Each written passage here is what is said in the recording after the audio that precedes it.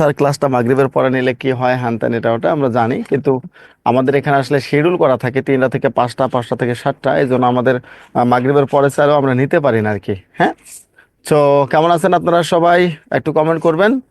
আর আজকে মূলত আপনাদের একটা গুরুত্বপূর্ণ একটা লেকচার নিয়ে আমরা আলোচনা করবো, সেটা হচ্ছে বাংলাদেশের সংবিধান থেকে আলোচনা করা এবং সংবিধান প্রণয়নের ইতিহাস, বিভিন্ন অনুচ্ছেদ থেকে শুরু করে যা কিছু আছে সংবিধান সংশোধনী এখানে পুরোপুরি দেওয়া আছে। একেবারে বাংলাদেশের সংবিধান থেকে কি কি ইতিহাসগুলো আছে এখানে আমরা দেখতে পাচ্ছি, পুরো ইতিহাস। তবে এখন পর্যন্ত এখান থেকে যদি আমি বলা হয় যে আমার মতো করে আমি যদি আপনাদের এখান থেকে পড়ে, আপনারা লেকচার শিটও দেখবেন, তবে আমার মতো করে আমি একটু পড়ানোর চেষ্টা করবো ইনশাল্লাহ।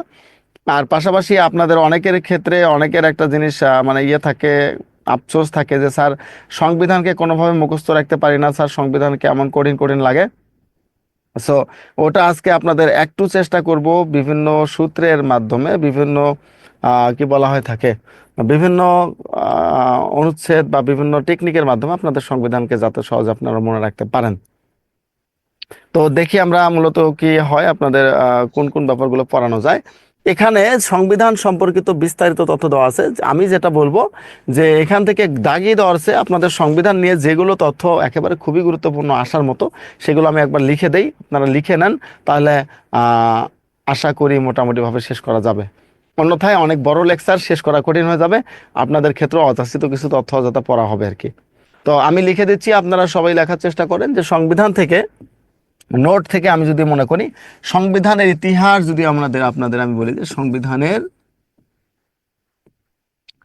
ইতিহাস, হ্যাঁ, এই সংবিধানের ইতিহাসের ক্ষেত্রে আপনারা এখান থেকে আসলে কি প্রশ্ন আসতে পারে, কোন জায়গা থেকে আসতে পারে, এটা আপনাদের অনেকে হয়তো বা জানেন না, বা অনেকে না জানার পরও দেখা যায় বলেন যে স্যার খুবই কঠিন লাগতেছে, পারবো না এখন, এটা পড়বো না। আপনাদের মধ্যে এরকম করে করে প্রায় দেখা যায় অনেক সময় আপনারা ভালো একটা মার্ক হারিয়ে ফেলেন সংবিধান থেকে, যেটা আসার মতো আর কি। ওকে, তো ওইটা আমি একটু জাস্ট আপনাদের শেখানোর চেষ্টা করব যে কিভাবে সংবিধানটাকে মনে রাখলে বা কিভাবে সংবিধানটাকে পড়লে আপনারা সহজে মনে রাখতে পারবেন। কার কার কঠিন লাগে একটু বলেন দেখি, সংবিধান কঠিন লাগে কার কার, একটু দেখি বলেন, কে কে বলতে পারবেন, কার কার কঠিন লাগে একটু শুনি। একেবারে মোটামুটি ভাবে বলা যাচ্ছে যে ম্যাক্সিমামের কঠিন লাগে, তাই না? অনেকের কঠিন লাগে। সো এটা কঠিনটাকে কেমনে সহজে আনা যায় আমরা একটু চেষ্টা করি, যে কেমনে কঠিনটাকে সহজে। আচ্ছা আচ্ছা, তার মানে একেবারে কেউ বোঝেন না। আচ্ছা ঠিক আছে, আজকে তাহলে আপনাদের এই ব্যাপারটাকে একটু সহজ করে দেওয়ার চেষ্টা করবো আর কি, দেখা যাক কতটুকু পারা যায়।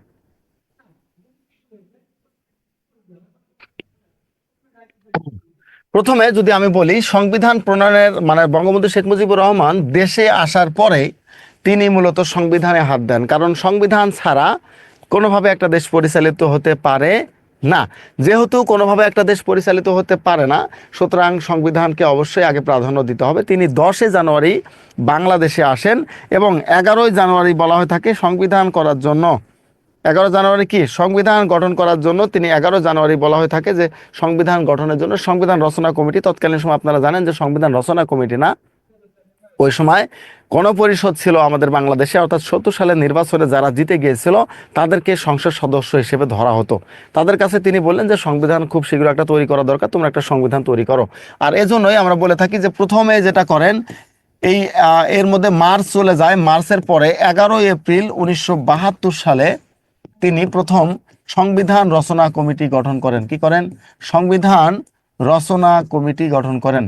আপনারা সবাই কম বেশি জানেন যে সংবিধান রচনা কমিটির সদস্য হিসেবে কে ছিলেন? সংবিধান রচনা কমিটির প্রধান ছিলেন, যিনি সংবিধান রচনা করেছিলেন, প্রধান হিসেবে ছিলেন ডক্টর কামাল হোসেন। কে ছিলেন? ডক্টর কামাল হোসেন ছিলেন প্রধান।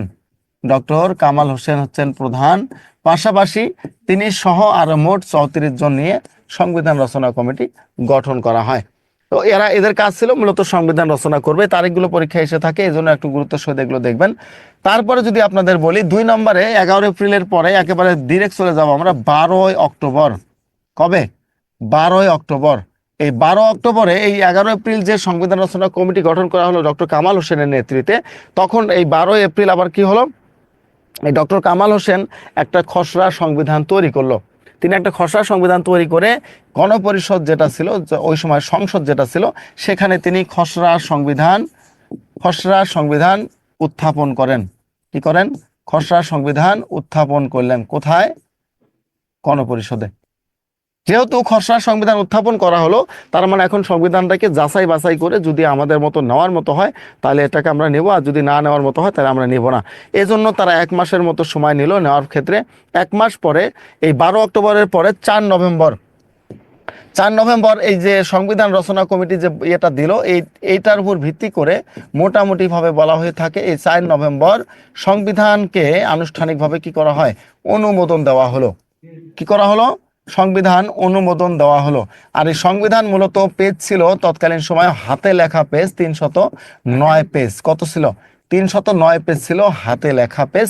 এই 309 পেজের হাতে লেখা পেজটাকে তখন তারা অনুমোদন দিয়ে দিল। যেহেতু 4 নভেম্বর এটা অনুমোদন দেওয়া হলো, এই জন্যই 4 নভেম্বরকে বলা হয়ে থাকে সংবিধান দিবস। কি বলা হয়? সংবিধান দিবস বলা হয়ে থাকে 4 নভেম্বরকে। আর এই দিবসটাকেই আপনারা জানেন বর্তমান সরকার এসে কয়েকদিনের মধ্যে তারা ঘোষণা করে দিয়েছিল যে সংবিধান দিবস এটা সবার জন্য না, এটা একক কেউ তৈরি করেছে, এটাকে বাতিল করা হবে। সাথে সাথে 7 মার্চের ভাষণকেও তারা কিন্তু বাতিল করার জন্য করেছে, তাই না? 7 মার্চের ভাষণ, এরকম করে 8টা দিবসকে, শোক দিবসকেও বাতিল করার জন্য তারা ডিক্লেয়ার করেছে। এটা হয়নি এখনো যদিও, তবে হবে সম্ভবত, খুব সম্ভবত আর কি। সো যেহেতু 4 নভেম্বর এটা অনুমোদন হওয়ার কারণে আপনাদের পরীক্ষা প্রশ্ন আসে যে সংবিধান দিবস কবে, এটা আসে প্রথমত। 2 নম্বর হচ্ছে সংবিধান কত তারিখে খসড়া সংবিধান অনুমোদন করা হয়। এরপরে ডিরেক্ট চলে আসলো 16ই ডিসেম্বর 72 সাল। 16ই ডিসেম্বর 1972 সাল, এটা বলা হয়ে থাকে সংবিধান কার্যকর করা হয়। কি করা হয়? সংবিধান কার্যকর করা হয় 16ই ডিসেম্বর 1972 সাল। আপনাদের পরীক্ষা প্রশ্ন আসে বাংলাদেশের সংবিধান কার্যকর হয় কত তারিখে। আবারও বলে দিচ্ছি, সংবিধান বিগত সরকার আমলে এই সংবিধান খুবই গুরুত্বপূর্ণ ছিল আপনার জন্য, কিন্তু এই সরকারের আমলে এখন কিন্তু সংবিধান খুব একটা গুরুত্বপূর্ণ নয়। এখান থেকে যেগুলো আসুক না কেন, অর্থাৎ বঙ্গবন্ধু রিলেটেড সব প্রশ্নগুলো বাতিল হয়ে যাবে, যেমন তফসিল একটাও থাকবে না। সংশোধনীর ক্ষেত্রে শেখ হাসিনা সরকার যেগুলোকে অবৈধ ঘোষণা করেছে, এখন আপনাদের পরীক্ষার জন্য সেগুলো হচ্ছে বৈধ, অর্থাৎ এগুলো আসবে। এগুলোই গুরুত্বপূর্ণ। সেগুলো ধরে ধরে আমি আপনাদেরকে আজকে সংবিধানটা আশা করি পড়ানোর চেষ্টা করব এবং আশা করি কমপ্লিট করা সম্ভব হবে। আমি তো বললাম যে বাদ দেবেন কোনগুলো, আমি তো বলেই দেবো, চিন্তার কোনো কারণ নাই তো। এরপর আসেন, সংবিধানের সাথে কিছু ব্যক্তি জড়িত আছে, আমরা তাদেরকে একটু পড়ি। কিছু ব্যক্তি জড়িত আছে সংবিধান তৈরি করার সাথে। এদের মধ্যে প্রথম যদি আমরা বলি, 1 নম্বরে যিনি ছিলেন ডক্টর কামাল হোসেন। ডক্টর কামালকে বলা হয়ে থাকে সংবিধান প্রণেতা। কি বলা হয়? সংবিধান প্রণেতা বলা হয়ে থাকে ডক্টর কামাল হোসেনকে। এরপর 2 নম্বর যদি আমরা বলি, রাজিয়া বানু, আপনারা নাম শুনেছেন।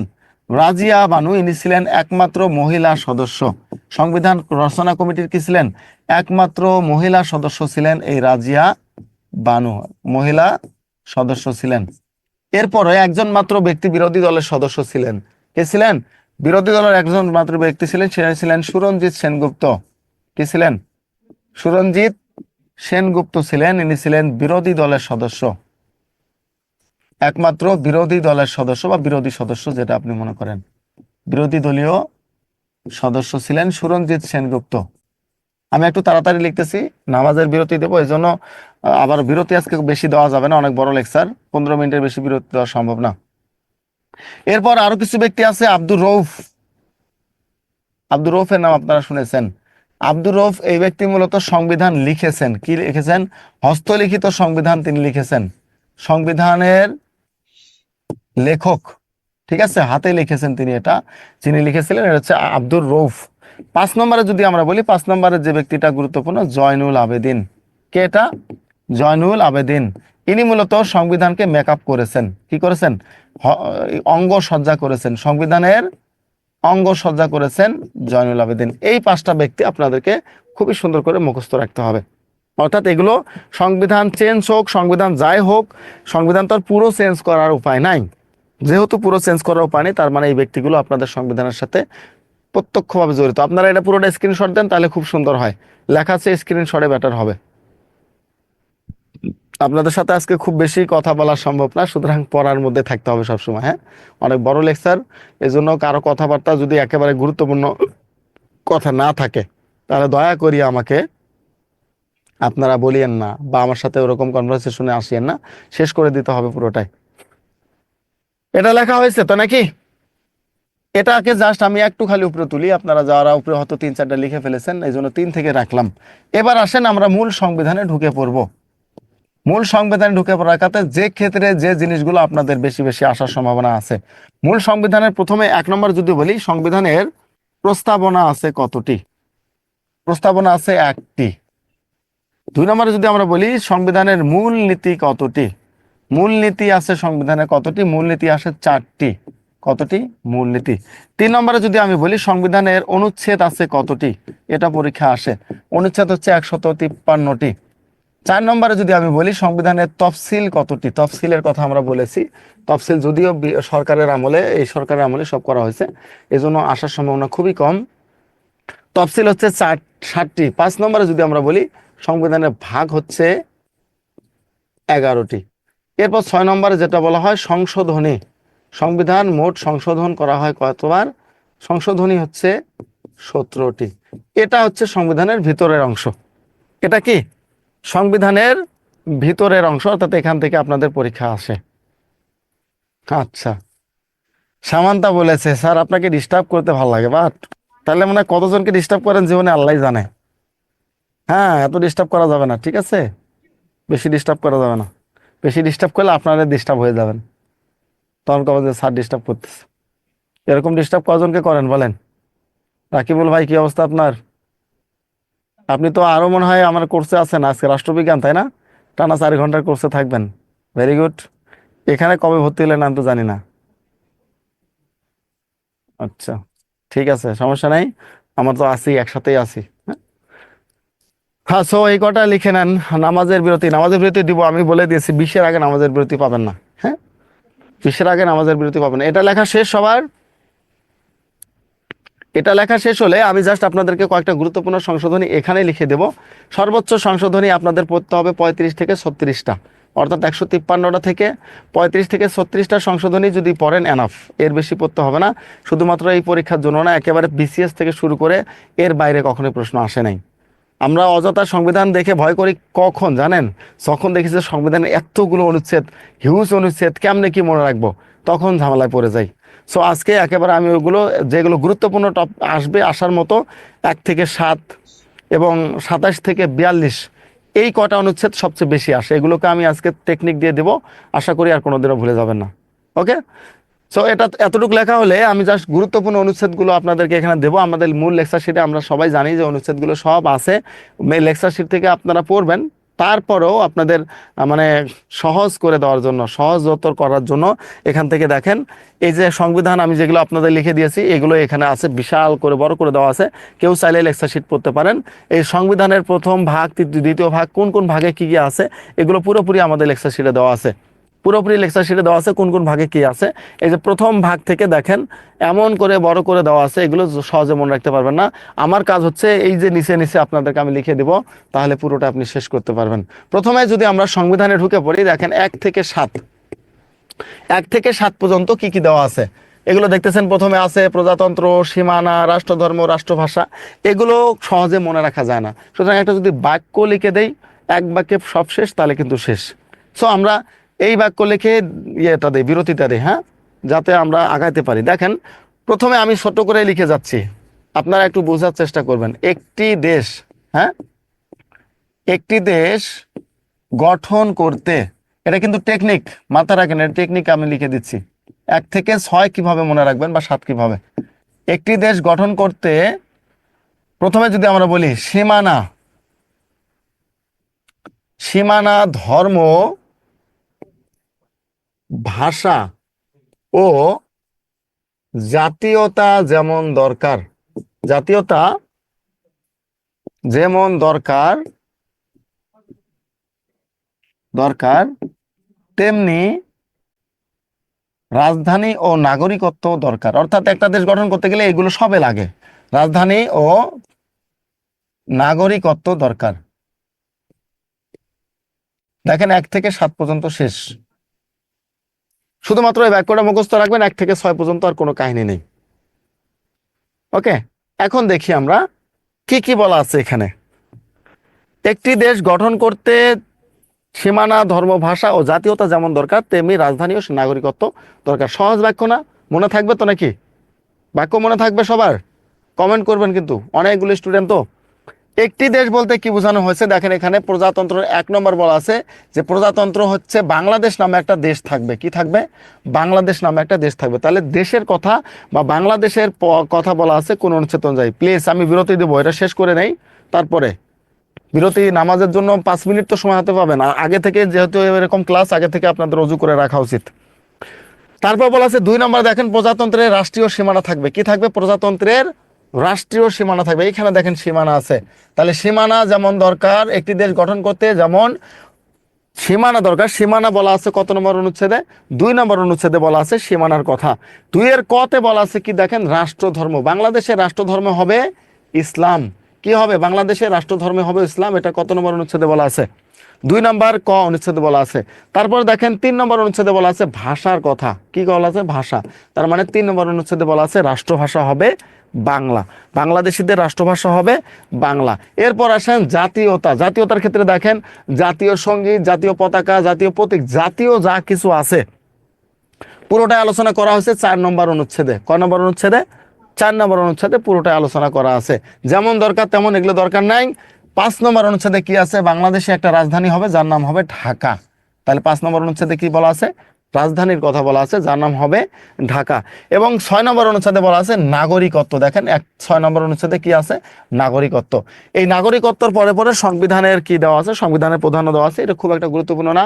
সুতরাং 1 থেকে 6 পর্যন্ত দেখেন একটা মাত্র ছোট্ট বাক্য দিয়ে শেষ। একটি দেশ গঠন করতে সীমানা, ধর্ম, ভাষা ও জাতীয়তা যেমন দরকার তেমনি রাজধানী ও নাগরিকত্ব দরকার। তাহলে আপনার যখন পরীক্ষা আসবে যদি এই লাইনটা মুখস্থ থাকে, এই বাক্যটা, তাহলে আর কোনোদিনও এই অনুচ্ছেদ নিয়ে 1 থেকে 6 পর্যন্ত কোনো সমস্যা হবে না। এবং আপনাদের পরীক্ষায় সর্বোচ্চ লেভেলের এখান থেকে আসে যে রাষ্ট্রভাষার কথা বলা আছে কত অনুচ্ছেদে, ধর্মের কথা বলা আছে কত অনুচ্ছেদে, রাজধানীর কথা বলা আছে কত অনুচ্ছেদে, এগুলো খুব আসে। সুতরাং এইখান থেকে এই বাক্যটা আজকে থেকে মুখস্থ করে ফেলেন। আশা করি এই জীবনে আর কোনোদিন সমস্যা হবে না। ওকে, যান এখন নামাজের বিরতি দিলাম। 23 বাজে 40-এর মধ্যে সবাই চলে আসবেন। আশা করি আমরা পুরোটা শেষ করতে পারবো ইনশাল্লাহ আজকে। 40-এর মধ্যে সবাই চলে আসবেন, কেউ আবার হারিয়ে যাইয়েন না। হ্যাঁ, থ্যাংক ইউ। যাক, আমরা আবার নামাজের পর বিরতির পর চলে আসলাম।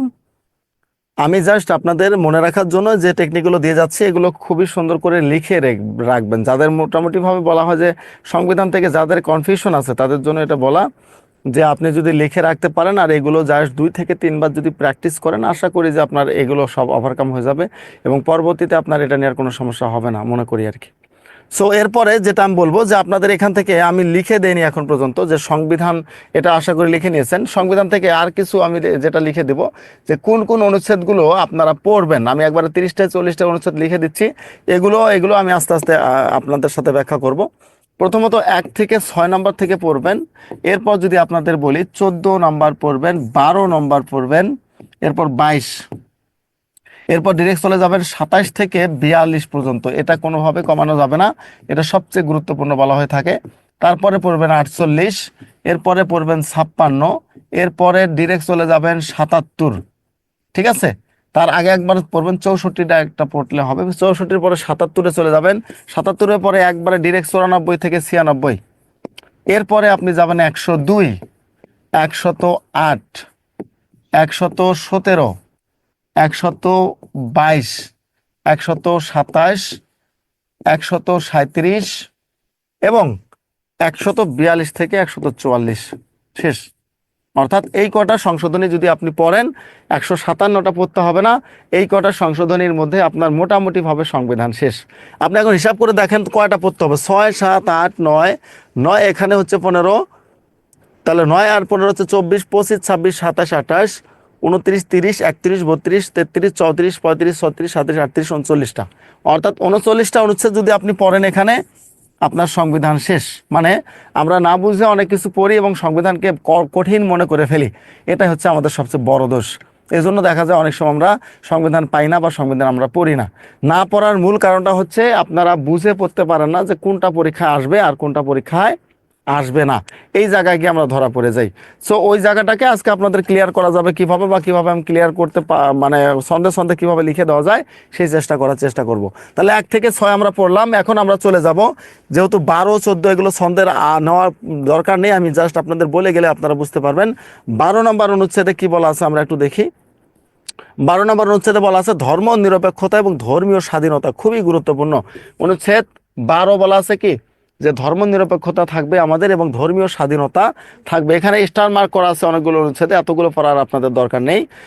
এখান থেকে 12 মার্কটা পড়বেন। 12-র পরে আমরা যদি চলে যাই 16 নম্বর, 16 নম্বরটা আগে গুরুত্বপূর্ণ ছিল না, এখন গুরুত্বপূর্ণ, কেননা এখানে গ্রামীণ ব্যাংক বা গ্রামীণ ব্যাংকের প্রতিষ্ঠাতা ডক্টর মোহাম্মদ ইউনূস চলে এসেছেন। এজন্য গ্রামীণ উন্নয়নের জন্য 16 নম্বর অনুচ্ছেদটা আপনাদের জন্য এখন গুরুত্বপূর্ণ।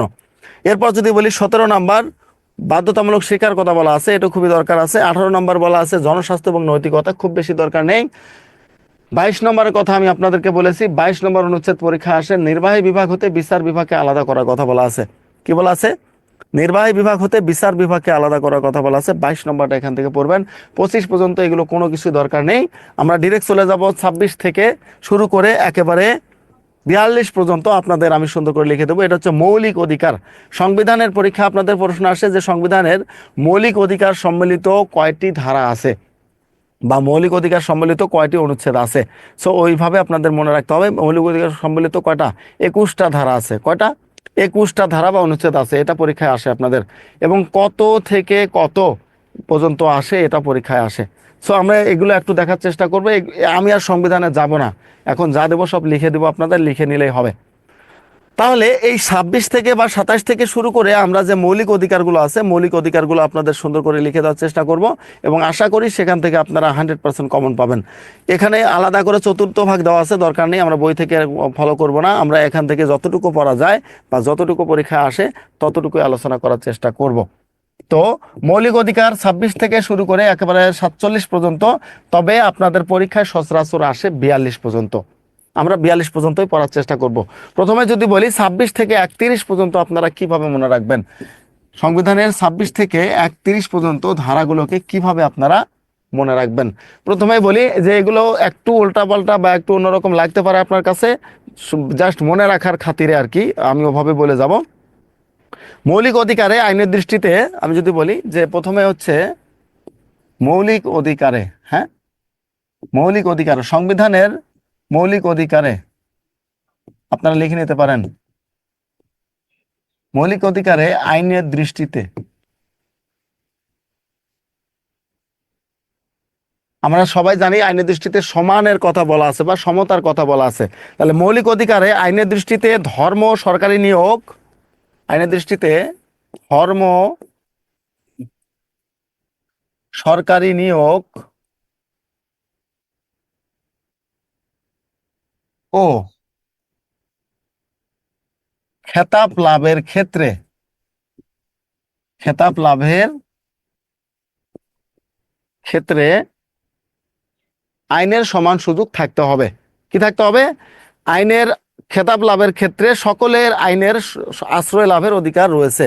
ক্ষেত্রে সকলের আইনের আশ্রয় লাভের অধিকার রয়েছে। আশ্রয় লাভের অধিকার আছে, অধিকার আছে। দেখেন এটা দিয়ে আপনাদের 26 থেকে 31 শেষ হয়ে যাবে, অর্থাৎ 6টা বা 5টা এখান থেকে শেষ হবে। আমি যদি আপনাদের ব্যাখ্যা করি, প্রথমে দেখেন মৌলিক অধিকারে যদি বলা হয়ে থাকে 26 নম্বর অনুচ্ছেদে বলা আছে কি, মৌলিক অধিকারের কথা বলা আছে। কোনটায়? 26 নম্বর অনুচ্ছেদে বলা আছে মৌলিক অধিকার। 27 নম্বরে কি বলা আছে? আইনের দৃষ্টিতে সকলে সমান হবে। 27 নম্বর অনুচ্ছেদে কি বলা আছে? আইনের দৃষ্টিতে সকলেই সমান হবে, অর্থাৎ আইনের দৃষ্টিতে নারী পুরুষ, সাদা কালো, বেটে খাটো, লম্বা উঁচু, সুন্দর অসুন্দর সবাই সমান সুযোগ সুবিধা ভোগ করবে। আমাদের সংবিধানে এটা বলা আছে। কত নম্বর অনুচ্ছেদে বলা আছে? 27 নম্বর অনুচ্ছেদে বলা আছে। আপনাদের পরীক্ষা কিন্তু আসে যে আইনের দৃষ্টিতে সবাই সমান, সংবিধানের কত নম্বর অনুচ্ছেদে বলা আছে। এরপর যদি আমরা বলি 28 নম্বর অনুচ্ছেদে, যদি বলি 28 নম্বর অনুচ্ছেদে বলা আছে ধর্ম, অর্থাৎ ধর্মের কারণে কোনো বৈষম্যের শিকার কেউ হবে না। কি হবে না? ধর্মের কারণে কেউ বৈষম্যের শিকার হবে না। আমি হিন্দু ধর্মের জন্য আমাকে বৈষম্য করা হবে, এটা চলবে না। অথবা আমি মুসলিম ধর্মের জন্য আমাকে বৈষম্য করা হবে, এটা চলবে না। কিন্তু বাস্তবিক ক্ষেত্রে কি সেটা ছিল? ছিল না। কিন্তু হিন্দু মুসলিম যা আছে আমরা দেখেছি যে সবগুলোর ক্ষেত্রে কিছুটা হলেও বৈষম্য আমরা মানে লক্ষ্য করেছি। এরপর আছেন সরকারি নিয়োগ লাভের সবচেয়ে গুরুত্বপূর্ণ যেটা, এটা হচ্ছে 29 নম্বর। সরকারি নিয়োগ লাভের ক্ষেত্রে সুযোগের সমতা। অর্থাৎ সরকারি নিয়োগে আপনারা যেটা দেখেছেন যে সরকারি নিয়োগ লাভের ক্ষেত্রে এই বৈষম্যই কিন্তু সরকারকে চেঞ্জ করে দিছে, তাই না? এই বৈষম্য সরকারকে চেঞ্জ করে দিয়েছে। কোটা ব্যবস্থার কারণে আজকে সরকারের এই পরিণতি, কোটাকে না মানার কারণে, কোটার ব্যবস্থা বিলুপ্তি না মানার কারণে সরকারি পরিণতি। আমাদের সংবিধানে স্পষ্ট বলে দেওয়া আছে সরকারি নিয়োগ লাভের ক্ষেত্রে সবার সুযোগের সমতা থাকতে হবে, অর্থাৎ সমানভাবে সুযোগ থাকতে হবে। কিন্তু আমাদের এই সংবিধানকে আবার সরকার নিজেই চেঞ্জ করে ফেলেছে। তারা আবার নতুন করে সংবিধানকে চেঞ্জ করে আবার এখান থেকে ধারা এবং উপধারা বের করেছে, করে বলেছে যে তবে পিছিয়ে পড়া জনগোষ্ঠীর জন্য সমান সুযোগ সুবিধা না হতে পারে, বা পিছিয়ে পড়া জনগোষ্ঠীর জন্য স্পেশালভাবে সুযোগ দিতে পারে। আমরা ঠিক আছে মেনে নিলাম, পিছিয়ে পড়া জনগোষ্ঠীর জন্য আপনি সুযোগ সুবিধা দেন। পিছিয়ে পড়া জনগোষ্ঠী কাকে বলা হয়? নারীদেরকে? এটা কি সম্ভব আছে যে নারীদেরকে পিছিয়ে পড়া জনগোষ্ঠী বলা যায়? আপনি বাংলাদেশের যে মূলত এই কোটা করে পিছিয়ে পড়া জনগোষ্ঠীর ব্যাপারে সম্মতি দিয়েছে, তে তো নিজেই নারী। সে কোন দিক থেকে তাহলে পিছিয়ে ছিল? সে কি কোনো দিকে পিছিয়ে ছিল? তার কথা একজন মন্ত্রী ছেলে উঠবোস করতো, কান ধরে উঠবোস করলো, কোনো সমস্যা নেই, এরকম হয়তো না? সো কোথায় মানে বাস্তবিক ক্ষেত্রে কোথায় নারীরা পিছিয়ে আছে? সংসারে তো পিছিয়ে নেই, সংসারে তো অবস্থা খারাপ করে ফেলে। কিছু একটা করবেন তো পুরুষ মানুষের অবস্থা খারাপ, ভাত দেওয়া বন্ধ করে দেবে, তাই না? করেন না আপনারা? মেয়েরা যারা আছেন, যারা সংসারী আছেন, বিয়ে টিয়ে হয়েছে, তারা তো এটা করেন, অনেকেই করেন। আবার এদিকে যদি আপনার কি বলে যে বাবু আর বেবি যদি থাকে, তাহলে তো অবস্থা খারাপ। হুম। এই শীতের রাত্রে বলবে যাও তুমি কমর পানিতে নেমে পড়ো, কমর পানিতে নেমে পড়ো, আমার কথা শুনতে হবে, যাও এখনো যাও, তোমার শাস্তি এটা। করেন না? এটা হয়। তো সেই ক্ষেত্রেও তো নারীরা এগিয়ে আছে। তাহলে আমি কোন ক্ষেত্রে নারীকে পিছিয়ে পড়া জনগোষ্ঠী বলবো? তাহলে কেন তার এই সুযোগের সমতার ক্ষেত্রে তাকে নিয়ে আসবো? দরকার আছে এটা? এটা নারীকে এক প্রকার অসম্মান করা হয়েছে। কারণ আমার পররাষ্ট্রমন্ত্রী, স্বরাষ্ট্রমন্ত্রী, শিক্ষামন্ত্রী, কৃষিমন্ত্রী, সংসদের স্পিকার, মাননীয় প্রধানমন্ত্রী, বিরোধী দলের প্রধানমন্ত্রী, সবে তো নারী ছিল। তাহলে নারীরা কোথায় পিছিয়ে আছে আমাকে একবার দেখান তো। সেখানে নারীদেরকে একটা বাড়তি দোহাই দিয়ে সেই সুযোগটা দেওয়া হয়েছিল। এই একটা সুযোগের জন্য কি একটা অবস্থা হয়ে সরকারে চলে গেল। তার দরকার ছিল? আমাদের দরকার ছিল না। তারপরে 39 নম্বর, 29 বা 30 নম্বর অনুচ্ছেদে বলা আছে যে খেতাব লাভের ক্ষেত্রে, বিদেশি খেতাব লাভের ক্ষেত্রে সবার সমান সুযোগ সুবিধা থাকবে। আমার উপর কি প্রয়োগ হয় কিনা? আমার উপর এটা প্রয়োগ হয় কিনা? আচ্ছা আচ্ছা, এটা তো মানে কমন ডায়লগ, তাই না? কমন ডায়লগ না? ওই যে স্বয়ং রাষ্ট্রপতিও কিন্তু বলেছিল যে আমি তো আপনাদের সবার রাষ্ট্রপতি, দেশের প্রধান, কিন্তু আমার একজন প্রধান আছে। সে কে? সেটা কিন্তু আমার ঘরওয়ালি। হ্যাঁ, সেখানে গেলে আমি আমি তাকে মানি, তাকে আমি আমার রাষ্ট্রপতি মানি। সো আপনার জীবনের প্রত্যেকটা ক্ষেত্রে এটা মনে করে থাকবেন যে আপনার ঘরওয়ালি হচ্ছে আপনার রাষ্ট্রপতি। আপনি মানেন বা না মানেন, এটা আপনি মানে অবৈতনিক বা অবচেতন অবস্থায় আপনি তাকে মানতে রাজি বা বাধ্য, কারণ কোনো উপায় নাই। কি নাই? উপায় নাই। সো ওটা বলে লাভ নাই। আপনারা যারাই ইয়ে পড়েছেন ট্রাফে, তারা সবাই এর ভুক্তভোগী। যাক, এটাখানে কিন্তু মেয়েদেরকে ছোট করছি না আমি, হ্যাঁ, এটা মজা করে বলতেছি। তবে এটা সত্যি যে আসলেই মানে নারীরা ওই দিক থেকে বর্তমানে এগিয়ে আছে, প্রচন্ড লেভেলে এগিয়ে আছে। আর বাংলাদেশে দিনকে দিন পুরুষ নির্যাতনের পরিমাণ বেড়ে যাচ্ছে, হিউম্যান টর্চার, তাই তো? সো ওটা আমরা দেখি। এনিওয়ে, তাহলে কি হলো? খেতাব লাভের ক্ষেত্রে সকলের আইনের আশ্রয় লাভের সুযোগ সুবিধা থাকবে। 31 নম্বরে কি বলা আছে? আইনের আশ্রয় লাভ। কি বলা আছে? আইনের আশ্রয় লাভের কথা বলা আছে এই যে 31 নম্বর অনুচ্ছেদে। তাহলে 31 নম্বর অনুচ্ছেদে বলা আছে যে আইনের আশ্রয় লাভের ক্ষেত্রে সবার সুযোগ সুবিধা থাকবে। কি থাকবে? সবার সমান সুযোগ সুবিধা থাকবে আইনের আশ্রয় লাভের ক্ষেত্রে, যেটা আমরা এই কত বছরে দেখি নাই। আমি বলতে পারি দেখি নাই। যার টাকা পয়সা বেশি ছিল সে আইনের ফাঁক ফোকর গিলে ঠিকই বের হয়ে আসতো। আপনার টাকা পয়সা নেই তো আপনি শেষ। আপনার টাকা পয়সা নেই তো আপনি শেষ। আপনাকে ছোট ছোট মামলাতে ফাঁসিয়ে টাকা দাও, টাকা দিলে কাজ হবে। এখানে পুলিশের একটা প্রত্যক্ষ ভূমিকা ছিল। তো তারা তো প্রচুর পরিমাণ ঘুষ টুস খাইতো আর কি। এজন্য মানুষ তো পুলিশকে পছন্দই করে না এক প্রকারের। তো ওই জায়গাটা গিয়ে কিন্তু কিন্তু গরিবরা অসহায় ছিল। এই গতকাল না পরশু আপনারা দেখলেন একটা মামলার ক্ষেত্রে 17 বছর জেল খাটার পরে সে নির্দোষ প্রমাণিত হয়েছে। তাহলে তার 17 বছর জীবন থেকে কোথায় চলে গেল? এটা কার জন্য? কার খেয়ালিপনার জন্য? একমাত্র পুলিশের জন্য। একমাত্র পুলিশ এবং তাকে যে শাস্তি দিয়েছে তার। কিয়ামতের দিন তাকে ধরবে না এটা ভাবেন? তাকে আস্ত রাখবে? তার জীবন থেকে 17 বছর শেষ করে দিয়েছে, তার বাচ্চা যখন বয়স 4 মাস তখন সে জেলে। তার বাচ্চা এবার এইচএসসি পরীক্ষা দেবে। তার বাচ্চা বলতেছিল যে আমি বাবাকে একবার দেখেছি আমার জীবনে। এই যে বাবা হারানোর বেদনা বা বাবা হারানোর যে ইয়েটা, এটা কি শাস্তি সে পাবে না? অবশ্যই পাবে। এই জন্য পুলিশের জবগুলো যেটা আমরা বলে থাকি, এই জায়গাগুলোতে বিশাল বিশাল ক্রাইমের হওয়ার সম্ভাবনা থাকে, বা ওখানে একজন ভুক্তভোগী, একজন নিরপরাধ মানুষকেও অনেকে শাস্তিতে ঝুলাইতে পারে। তাদের জীবনে শাস্তি কিন্তু আছে। আর এটা এমন একটা জব, আপনি ভালো থাকতে চাইলেও থাকতে দেবে না, আপনাকে বিভিন্ন কারণে সে হেনস্থা করে ফেলবে, যেটা বিগত সাল আমরা দেখেছি। কিন্তু এখন আশা করি সেগুলো চেঞ্জ হবে। যার যার দায়িত্ব সে পালন করবে, কোনো কোথাও যেন এরকম কিছু না হয়, এমন কিছু না হয়। হুম। এরপর আসেন, তাহলে 27, 28, 29, 30, 31 আমরা এখান থেকে শেষ করে ফেললাম। 26 থেকে 31 পর্যন্ত আমাদের শেষ হয়ে গেল।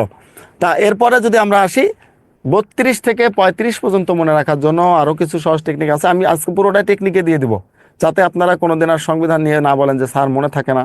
আবার কিন্তু আপনাদের কাজ হচ্ছে এই টেকনিকগুলো আবার করতে হবে, মুখস্থ করতে হবে। আপনারা তো আবার লিখে রাখলেন, তো খাতাকে দিলাম ছুঁড়ে, যা কোথায় যাস করে চলে যাক যাক, কোনো দরকার নেই আর খাতার। এটা করা যাবে না, হ্যাঁ, এটা করা যাবে না। এটার মাধ্যমে আপনারা, এটা দেওয়ার মানে হচ্ছে এর ইতিপূর্বে কেউ এরকম পান নাই, পাইছেন? আমার ক্লাস ছাড়া মনে হয় এরকম কেউ পান নাই এখন পর্যন্ত। যারা আমার অন্য ক্লাস আছেন তাদেরকেও আমি এভাবে দিই নাই। কারা কারা পাইছেন এরকম, এর আগে টেকনিক পেয়েছেন কিনা অন্য কোনো কোথাও থেকে পড়াশোনা করে, একটু কমেন্ট করেন দেখি, বা তারা আমার চেয়ে ভালো জানতে পারেন। তাহলে 32 পর্যন্ত, আমরা 31 পর্যন্ত চলে গেল। এখন 32 থেকে 35 পর্যন্ত কিভাবে মনে রাখবেন, এটাও আমি একটু সুন্দর করে লিখে দিচ্ছি। ঠিক আছে, 32 থেকে 35 পর্যন্ত। আচ্ছা, পায়নি, ওই যে একজন পেয়েছে, একজন পেয়েছে, সেটা হচ্ছে ডালি, এসবি ঢালি নাকি? আচ্ছা, আপনি কোথায় পেয়েছেন একটু বলেন দেখি, কার কাছে পেয়েছেন? তো 32 থেকে 35 পর্যন্ত যেটা বলা হয়েছে, জীবনে একবার গ্রেপ্তার হলে জবরদস্তি বিচার হয়। কি হয়? জীবনে একবার গ্রেপ্তার হলে জবরদস্তি কি হয়? বিচার হয়। এখানে আছেন, এখান থেকে চারটা শেষ হবে। জীবনে একবার গ্রেপ্তার হলে জবরদস্তি বিচার হয়। মাহমুদা কই পাইছেন? মাহমুদা, তাহলে আপনি করেন, ওই আমার একটু লিখে দেন, একটু এখানে লিখে দেন, আপনার সাথে যদি মিলে যায়, না মিলে আর কি। জীবনে একবার গ্রেপ্তার হলে জবরদস্তি বিচার হয়। এখন আমরা দেখি আসলে কি কি আছে জীবনে একবার গ্রেপ্তার হলে। প্রথমে যদি আমরা দেখি, জীবনে, জীবনে বলতে জীবন ও ব্যক্তি স্বাধীনতার কথা বলা আছে। কি বলা আছে? জীবন ও ব্যক্তি স্বাধীনতার কথা বলা আছে সংবিধানের 32 নম্বর অনুচ্ছেদে। কত নম্বর অনুচ্ছেদ? 32 নম্বর অনুচ্ছেদে জীবন ও ব্যক্তি স্বাধীনতার কথা বলা আছে। কিন্তু আসলে আমরা পাই সেটা? পাই না। ব্যক্তি স্বাধীনতা তো নাই বললেই চলে আমাদের। ব্যক্তি স্বাধীনতা আছে, বিশেষ করে ছেলেদের আছে, মেয়েদের নেই। মানে তারা চাইলেও সহজে কোথাও যেতে পারে না, সহজে কোনো প্ল্যানে যেতে পারে না, সহজে কিছু করতেই পারে না। মোট কথা, যারা আছে, মেয়েরা যারা আছে, নারীরা, এটা থেকে আমরা নারীরা অনেকটা পিছিয়ে আছে। এখন ইসলামিক হয়তো রুলসে বলে, এখানে ইসলামিক মাইন্ডের অনেক ভাই আছেন, হয়তো ইসলামিক রুলসে বলে এটা ঠিক আছে, কিন্তু তারপরেও তারা তো এই ব্যাপারগুলোতে স্বাধীনতা ভোগ করার ক্ষমতা রাখে। সো জীবন ও ব্যক্তির স্বাধীনতার ব্যাপারটা আসলে শুধুমাত্র সংবিধানেই দেওয়া আছে, বাট কাজের না। এরপর যদি আমরা 33-এ দেখি, 33 নম্বর অনুচ্ছেদে বলা আছে গ্রেপ্তার এবং আটক সম্পর্কে বলা আছে। কত নম্বর অনুচ্ছেদে? 33 নম্বর অনুচ্ছেদে বলা আছে গ্রেপ্তার এবং আটক সম্পর্কে। এবং সর্বশেষ 34 যদি বলি, বিচার জবরদস্তির ক্ষেত্রে বলা আছে যে জোর জবরদস্তি করে কোনো কিছু করা যাবে না। জোর জবরদস্তি করে কোনো কিছু করা যাবে না, জবরদস্তির কথা বলা আছে। কত নম্বর অনুচ্ছেদে অনুযায়ী? 34 নম্বর অনুচ্ছেদে বলা আছে জোর জবরদস্তি। এবং সর্বশেষ 35 নম্বর অনুচ্ছেদে বলা আছে, যেটা আমরা বলে থাকি যে বিচার এবং দণ্ড সম্পর্কে। বিচার এবং দণ্ড সম্পর্কে বলা আছে 35 নম্বর অনুচ্ছেদে। বিচার এবং দণ্ড সম্পর্কে 35 নম্বর অনুচ্ছেদে বলা আছে। তাহলে 33, 32, 33, 34, 35 চলে গেল। সবগুলোকে আজকে থেকে মনে রাখবেন, সংবিধান একবারে সহজ হয়ে যাবে। আমরা এই 42 পর্যন্ত দিব, তারপরে এমনিতে আমরা জাস্ট টানি যাব। আশা করি যে ওগুলো খুব সহজ হবে এবং কঠিন মনে হবে না। যেগুলো এরপরে আমি দিয়েছি সবগুলো সহজ, একবারে কঠিন না। হ্যাঁ। সো এরপর আসেন 35, এটা লিখে নেন সবাই, 1 থেকে 35 পর্যন্ত। 35 পরে এবার 36 থেকে আমরা 41 পর্যন্ত দেখব, সেখানে কি বলা আছে। 36 থেকে 41 পর্যন্ত আপনাদের পরীক্ষায় কিভাবে আসে, লেখা হলে একটু বলেন।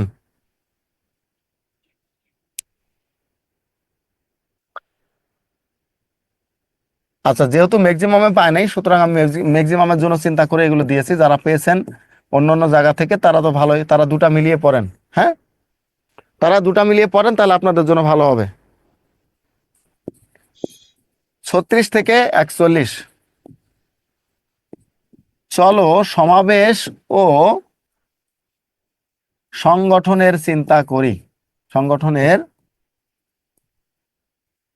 চিন্তা করি। দেখেন, এটা কিন্তু কঠিন না। চলো চলো সমাবেশ ও সংগঠনের চিন্তা করি, পেশা ও ধর্মীয় স্বাধীনতা ভোগ করি। কি করি? পেশা ও ধর্মীয় স্বাধীনতা ভোগ করি। পেশা ও ধর্মীয় স্বাধীনতা ভোগ করি। দেখেন, এর মাধ্যমে আমরা 6টা শেষ করে ফেলবো। চলো সমাবেশ ও সংগঠনের চিন্তা করি, পেশা ও ধর্মীয় স্বাধীনতা ভোগ করি। এখান থেকে দেখেন তাহলে কোনটা কোনটা কত নম্বর অনুচ্ছেদ আমরা একটু দেখার চেষ্টা করি। প্রথমে যদি আমরা বলি চলো, চলাচলের স্বাধীনতা, কি বলা আছে? চলাচলের স্বাধীনতার কথা বলা আছে, চলাফেরার স্বাধীনতার কথা বলা আছে 36 নম্বর অনুচ্ছেদ অনুযায়ী। আমাদের যে চলাফেরার কথা বলা আছে এই স্বাধীনতার কথা, কিন্তু বাস্তবিক ক্ষেত্রে আমরা চাইলেও সেটা পারি না। আমরা কি চাইলেও সেটা পারি না, চলাচল করতে পারি সহজে স্বাধীনভাবে? এক্ষেত্রে সংবিধানে আমার কাছে মনে হয়েছে যে হয়তো সংবিধানটা পুরুষ কেন্দ্রিক হয়েছে আর কি, নারী কেন্দ্রিক হয়নি। নারীদেরকে নিয়ে যেগুলো বলা আছে প্রত্যেকটা ব্যাপারে নারীরা দেশে রেস্ট্রিক্টেড। এখন আপনি ইডেন কলেজে গেলে দেখবেন 8:30টার মধ্যে কলেজ হলে প্রবেশ করতে হবে। তাহলে সেখানে চলাচলের স্বাধীনতা কি থাকলো? যারা এখানে ইডেনে পড়েছেন তারা মোটামুটি জানেন। তাহলে সেখানে কিন্তু চলাচলের স্বাধীনতাটা নাই বললেই চলে। এরপরে আপনারা নারীদের ক্ষেত্রে যদি বলেন কোন একটা বড় জায়গায় যাবে, কোনো একটা ইয়ে যাবে, রাত 6 মানে সন্ধ্যার আগে তাকে বলা হয়, আলটিমেটাম দেওয়া হয় সন্ধ্যার মধ্যে ফিরতে হবে, সন্ধ্যার মধ্যেই বাসায় ফিরতে হবে, এর বাইরে দেরি করা যাবে না। তাহলে চলাফেরার স্বাধীনতা কিন্তু তাদের নেই। কারণ চলাফেরার স্বাধীনতা নেই, এখানেও কারণ আছে। আমরা তো আর ভালো মানুষ না। বাঙালিরা কি ভালো মানুষ? বাঙালিরা ভালো মানুষ না। একটা মেয়ে সুন্দর করে ভালো পোশাক আশাক পরে হেঁটে যাচ্ছে, তো আপনাদের একেবারে দৃষ্টি মনে হয় যে না, ওখান থেকে আর দৃষ্টি ফেরানো যাবেই না, দেখতেই হবে। বাস থেকে মানে কোনো একটা মেয়ে, আমি প্রায় মানে কিছু কিছু ব্যাপার লক্ষ্য করি, তো কোনো একটা মেয়ে মনে করেন যে হ্যাঁ ঠিক আছে, সুন্দর বা ভালো একটা পোশাক পরে রাস্তা দিয়ে হেঁটে যাচ্ছে। তো বাস থেকে সে তো জানলা দিয়ে দেখতেছে দেখতেছে, পরে জানলা দিয়ে মাথাটা বের করে পর্যন্ত দেখে, যতদূর পর্যন্ত দৃষ্টির বাইরে না যাচ্ছে। তো তাহলে আমাদের আর কি আছে বলেন? আমরা তো ওই রকমের জন্যই তো এরকম হয়। অর্থাৎ মানে তার এতটাই দৃষ্টি যে দেখার মতো, সে জানলা দিয়ে মাথা বের করে দেখে। তাহলে আমরা আর কিভাবে ভালো হই? ভালো হতে উপায় নেই। অর্থাৎ নিজের স্ট্যাটাস, নিজের ক্রেডিট ব্যাপারগুলো কিন্তু থাকে না। ঠিক আছে, নিজের যে ক্রেডিট ব্যাপারটা থাকে না। এখন আপনাকে তো সেখানেই মনে করেন যে মিনিংলেস মানুষ মনে করে ফেলে যে আপনি কি হতে পারেন, কতটুকু হতে পারেন। শোনেন, যে বলেছেন আসলে এটা জানার ব্যাপার না, এটা হচ্ছে অভিজ্ঞতার ব্যাপার। একজন, আমি প্রত্যেকটা সাইড অভিজ্ঞতা নেওয়ার চেষ্টা করি। আপনারা হয়তো বা দেখেছেন এই যে ঢাকা শহরে যারা থাকেন, প্রত্যেকটা ওয়ালে কিন্তু দেখেন কত সুন্দর সুন্দর লেখা আছে, আপনারা কেউ লক্ষ্য করেন না। একবার লক্ষ্য করে আসেন, এই জুলাই আন্দোলনে কি সুন্দর করে ওয়ালগুলো লেখা। এক একটা ওয়ার্ড দিয়ে আপনি পুরো বই লিখতে পারবেন, যতগুলো লেখা আছে। শুধুমাত্র যদি আমি বলি যে এখান থেকে ইডেন কলেজ থেকে শুরু করে এপাশ থেকে বংশীবাজার হয়ে আপনি যদি ঢাকেশ্বরী মন্দির হয়ে চাঙ্কারপুল পর্যন্ত যান, এখানে আপনি একটা বই বানাতে পারবেন শুধু ওয়ার্ডগুলো দিয়ে। আর এপাশে যদি ঢাকা বিশ্ববিদ্যালয়ের ভেতর দিয়ে ঢোকেন, আপনি এখানে রাজু ভাস্করের এপাশ দিয়ে পুরো ওয়ালটা, এক একটা পুরোটা ওয়াল লেখা। আমি আশ্চর্য হয়ে যাই কিভাবে এত সুন্দর সুন্দর কথা এদের মধ্যে থেকে আসে। ঠিক আছে, এদিকে যারা আসবেন তারা একবার আসলে দেখতে পারবেন। এই যে ডক্টর ইনুজ যে একটা বই সবাইকে দিয়েছে না, এটা কিন্তু ওই এগুলো বই, এগুলো রাখার বইগুলো ছবি করে করে সব দিয়ে দিয়েছে। তাহলে কোথায় ছিল? চলো সমাবেশ। 37 নম্বর অনুচ্ছেদে বলা আছে সমাবেশের স্বাধীনতা। কিসের সমাবেশের স্বাধীনতা? সমাবেশ, সমাবেশ করার স্বাধীনতা দিতে হবে, 37 নম্বর অনুচ্ছেদে বলা আছে। 38 নম্বরে বলা আছে কি সংগঠনের স্বাধীনতা, আপনি একটা সংগঠন করেছেন সেটারও স্বাধীনতা থাকতে হবে। এবং 39 নম্বরে খুবই গুরুত্বপূর্ণ কথা বলা আছে, চিন্তা ও বিবেকের স্বাধীনতা। অর্থাৎ আমরা আমাদের চিন্তা এবং বিবেককেও বিসর্জন দিয়ে ফেলেছিলাম, তাই না? আমরা আমাদের চিন্তা এবং বিবেককেও কি করি, অনেক সময় বিসর্জন দিয়ে ফেলি, দিয়ে ফেলেছি, দিয়ে ফেলেছি না, রোবটিক হয়ে গেছিলাম। কিছু কিছু মানুষ রোবটিক আচরণ করে। এখনো আমাদের চিন্তা বিবেকের স্বাধীনতা কিন্তু নেই। আপনি চিন্তা করে বা বিবেকের স্বাধীনতা, বা আপনি একটা কিছু পোস্ট করবেন, এর আগে যেটা ছিল আপনাকে আইসিটি আইনে মামলা দিয়ে দিত, আইসিটি আইনে মামলা দিয়ে দিত। আমাদের ব্যক্তিগত লাইফেও আমাদের চিন্তা বিবেকের স্বাধীনতা খুবই কম, আমরা রেয়ার। ঠিক আছে, একেবারে রেয়ার হচ্ছে আমাদের চিন্তা বিবেকের স্বাধীনতা। আমরা কোনো কিছু চিন্তা করলে আবার থার্ড পার্সন বা সেকেন্ড পার্সনকে জিজ্ঞাসা করতে যাই। এখন সেকেন্ড পার্সন যদি কোনোভাবে চালাক হয়ে থাকে, যদি আপনার চিন্তাটা ভালো হয়, পজিটিভ হয়, সে জানবেন আপনাকে সেখান থেকে তুলে নিয়ে আসবে। অর্থাৎ আপনার চিন্তাটাকে সে অন্য জায়গায় ডাইভার্ট করে ফেলবে, না এটা ঠিক না, এটা করিও না, এটা করলে এটা হতে পারে। তার মানে আপনি শেষ। আপনার চিন্তা বিবেকের স্বাধীনতা কিন্তু সেখানেই শেষ হয়ে গেল। পাশাপাশি আপনার ভিতরে অনেক ক্রিয়েটিভিটি আছে, আপনি এটা ফোকাস করতে যাবেন তো আপনাকে বিভিন্নভাবে ব্লেম করবে।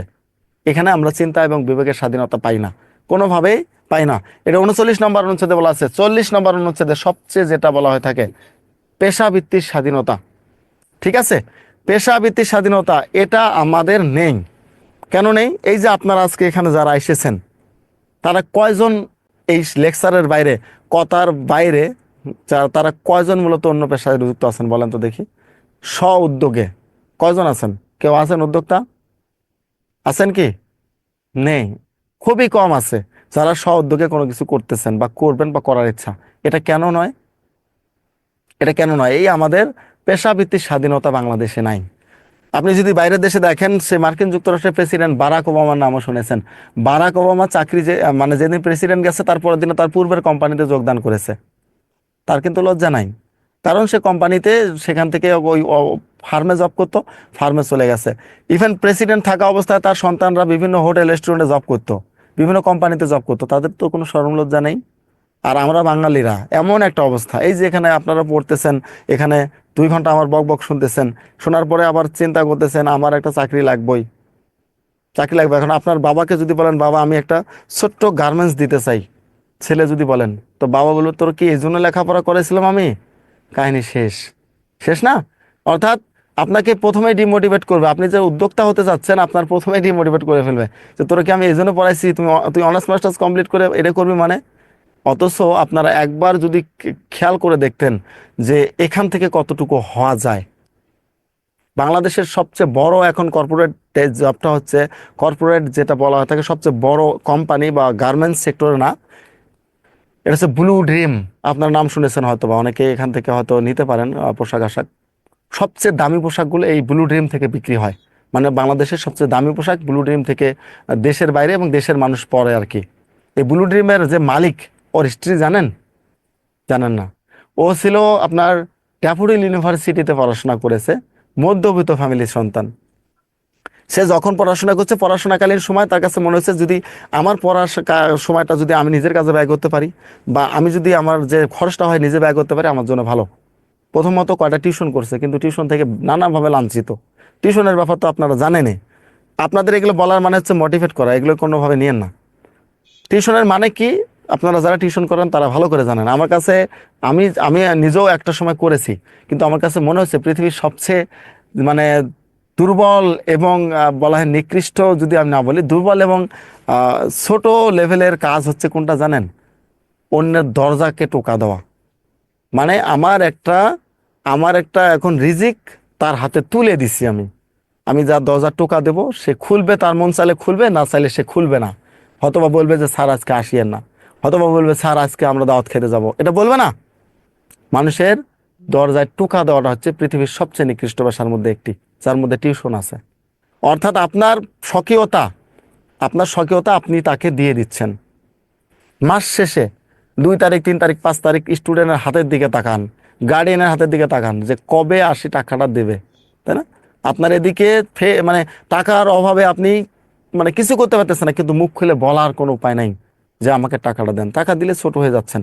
অর্থাৎ আপনি কষ্ট করলেন, কষ্ট করে জিনিসটা করতেছেন, তারপরেও এখানে গিয়ে আপনার অন্যের দরজাকে টাকা দেওয়া। এই দরজা টুকা দেওয়া বলতে এটা না যে আপনি ঘরে বসে পড়াচ্ছেন জন্য যে আপনার একেবারে ডিমান্ড বাড়ে গেছে, এমন না। ঠিক আছে, এটা তো আপনাকে স্টুডেন্টকে বলতে হয় মাসিক টাকা নিয়ে আসো, যেটা আপনাকে বলতেই হবে, কোনো উপায় নেই। এবং স্টুডেন্ট না করে দিলে আপনি এখানে একবারে নাই, কিছু করার আপনার থাকবে না। সো ওই জায়গায় গিয়ে দেখেন আপনি নিজের স্ট্যাটাস, নিজের সবকিছু প্রেস্টিজিয়াস ইস্যুগুলো আপনি সেখানে দিয়ে দিচ্ছেন। হ্যাঁ, আপনাকে আমি বলবো ছাত্র অবস্থায় আপনি টিউশন করান, কোনো সমস্যা নেই, কিন্তু ছাত্র জীবন পার করে এসে আপনি যখন ওই জায়গাটা নিজেকে ইনভলভ করবেন, আপনি ওই জায়গাতেই থুতু হবেন, আর বাইরে আসার সম্ভাবনা থাকবে না। ওকে।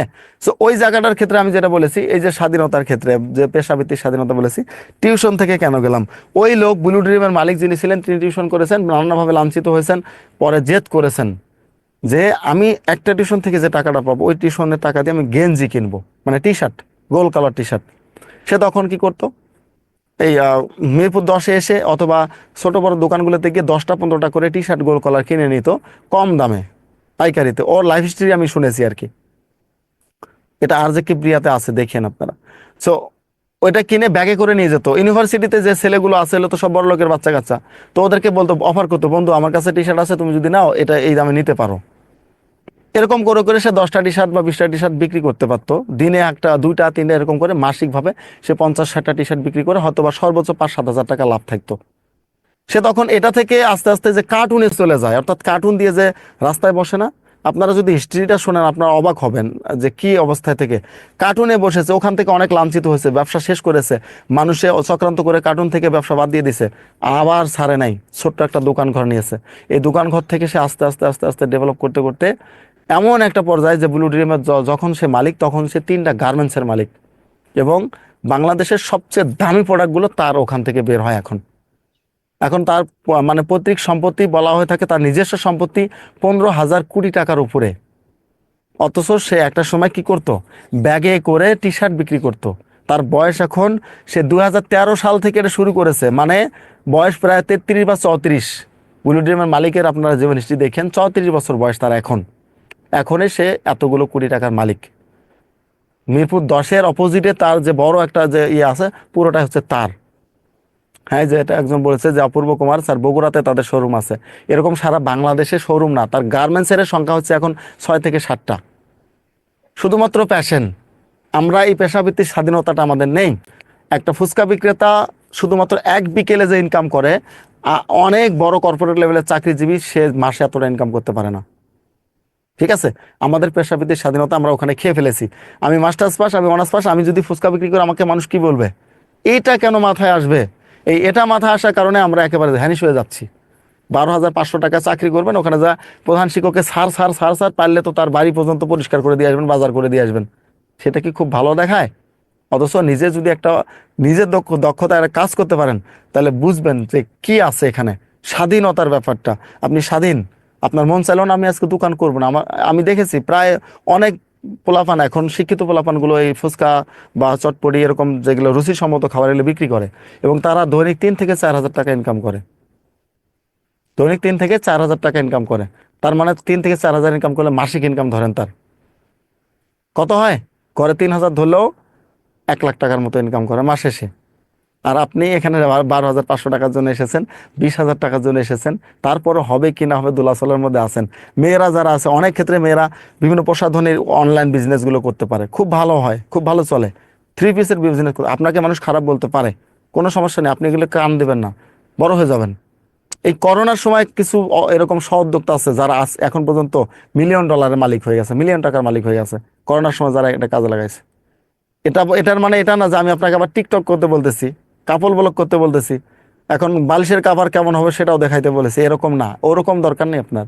আপনি সহোদ্যোগে কিছু করেন, আপনার হাতে কিছু করা আছে এগুলো করেন। হ্যাঁ, সো এগুলো দেখেন, খুব ভালোভাবে চলতে পারবেন। আর একটা ছোট্ট উদাহরণ দিয়ে আমি হ্যাঁ শেষ করি, আপনাদের মোটিভেশন দেওয়ার উদ্দেশ্য এটাই হচ্ছে, আমরা আসলে পেশাভিত্তিক স্বাধীনতাতে নেই। আমি ওই যে রাস্তায় গেলে আমার কিউরিসিটি থেকে দেখা যায়, চা বিক্রেতাকেও একটা কথা বলে ফেলি, আপনার মাসিক ইনকাম কত হয়? ঠিক আছে, এরকম করে আমি এক বট বিক্রেতা, বট চেনেন তো, ওই যে গরুর যে বট, গরুর ভুঁড়ি বিক্রি করে আর কি। তো ওই গরুর ভুঁড়ি বিক্রি করাকে আমি কিউরিসিটি থেকে খুবই চলে দেখি, মানে বসলে মানুষ চতুর্দিকে দাঁড়িয়ে আছে কিন্তু দিতে পারতেছে না, এরকম ব্যস্ততা। তাকে আমি কিউরিসিটি থেকে একদিন জিজ্ঞাসা করলাম, আমিও খাইতেছিলাম, ওর একটু বিহেভ ভালো বা মানুষ ভালো আর কি। সো তখন আমি তাকে জিজ্ঞেস করলাম, ভাই আপনার দৈনিক ইনকাম কত থাকে, একবার সত্য করে আমাকে বলেন তো একটা কথা। সে আমাকে খুব কাছের মনে করে বলে, ভাই আপনি আপনি তো আমার টাকা নেবেন না, কয় আমি দৈনিক মিনিমাম বিক্রি করি 14,000 টাকা। কত? দৈনিক আমি বিক্রি করি 14,000 টাকা, যার মধ্যে 8 থেকে 9 হাজার টাকা আমার লাভ থাকে। ব্যাপারটা খেয়াল করেন। যদি কোনো অকেশন থাকে, কোনো কোথাও যায়, ভ্যান গাড়ি, তো ভ্যান গাড়ি নিয়ে যেতে পারে। যদি ভ্যান গাড়ি নিয়ে যায় তাহলে তার বিক্রি মিনিমাম 20,000-এর উপরে হয়, 10,000 বা 12,000 মতো লাভ থাকে। আর এমনিতে তার গড়ে বলে যে গড়ে রোদ বৃষ্টি বাদল বাদ দিয়েও আমার দৈনিক 5,000 টাকার মতো লাভ থাকে। তো তাহলে মান্থলি মান্থলি কত? 1.5 লাখ, মিনিমাম 1.5 লাখ, তাই তো? তার মান্থলি ইনকাম 1.5 লাখ থাকে। কম হলেও 1.5 লাখ, বেশি হলে 2 লাখ 2.5 লাখের মতো চলে যায়। তখন আমি তাকে বললাম যে আসছে এই যে ইনকাম যে করেন এগুলো কি কি করতেছেন, কোথায় কোন খাতে খরচ করেন?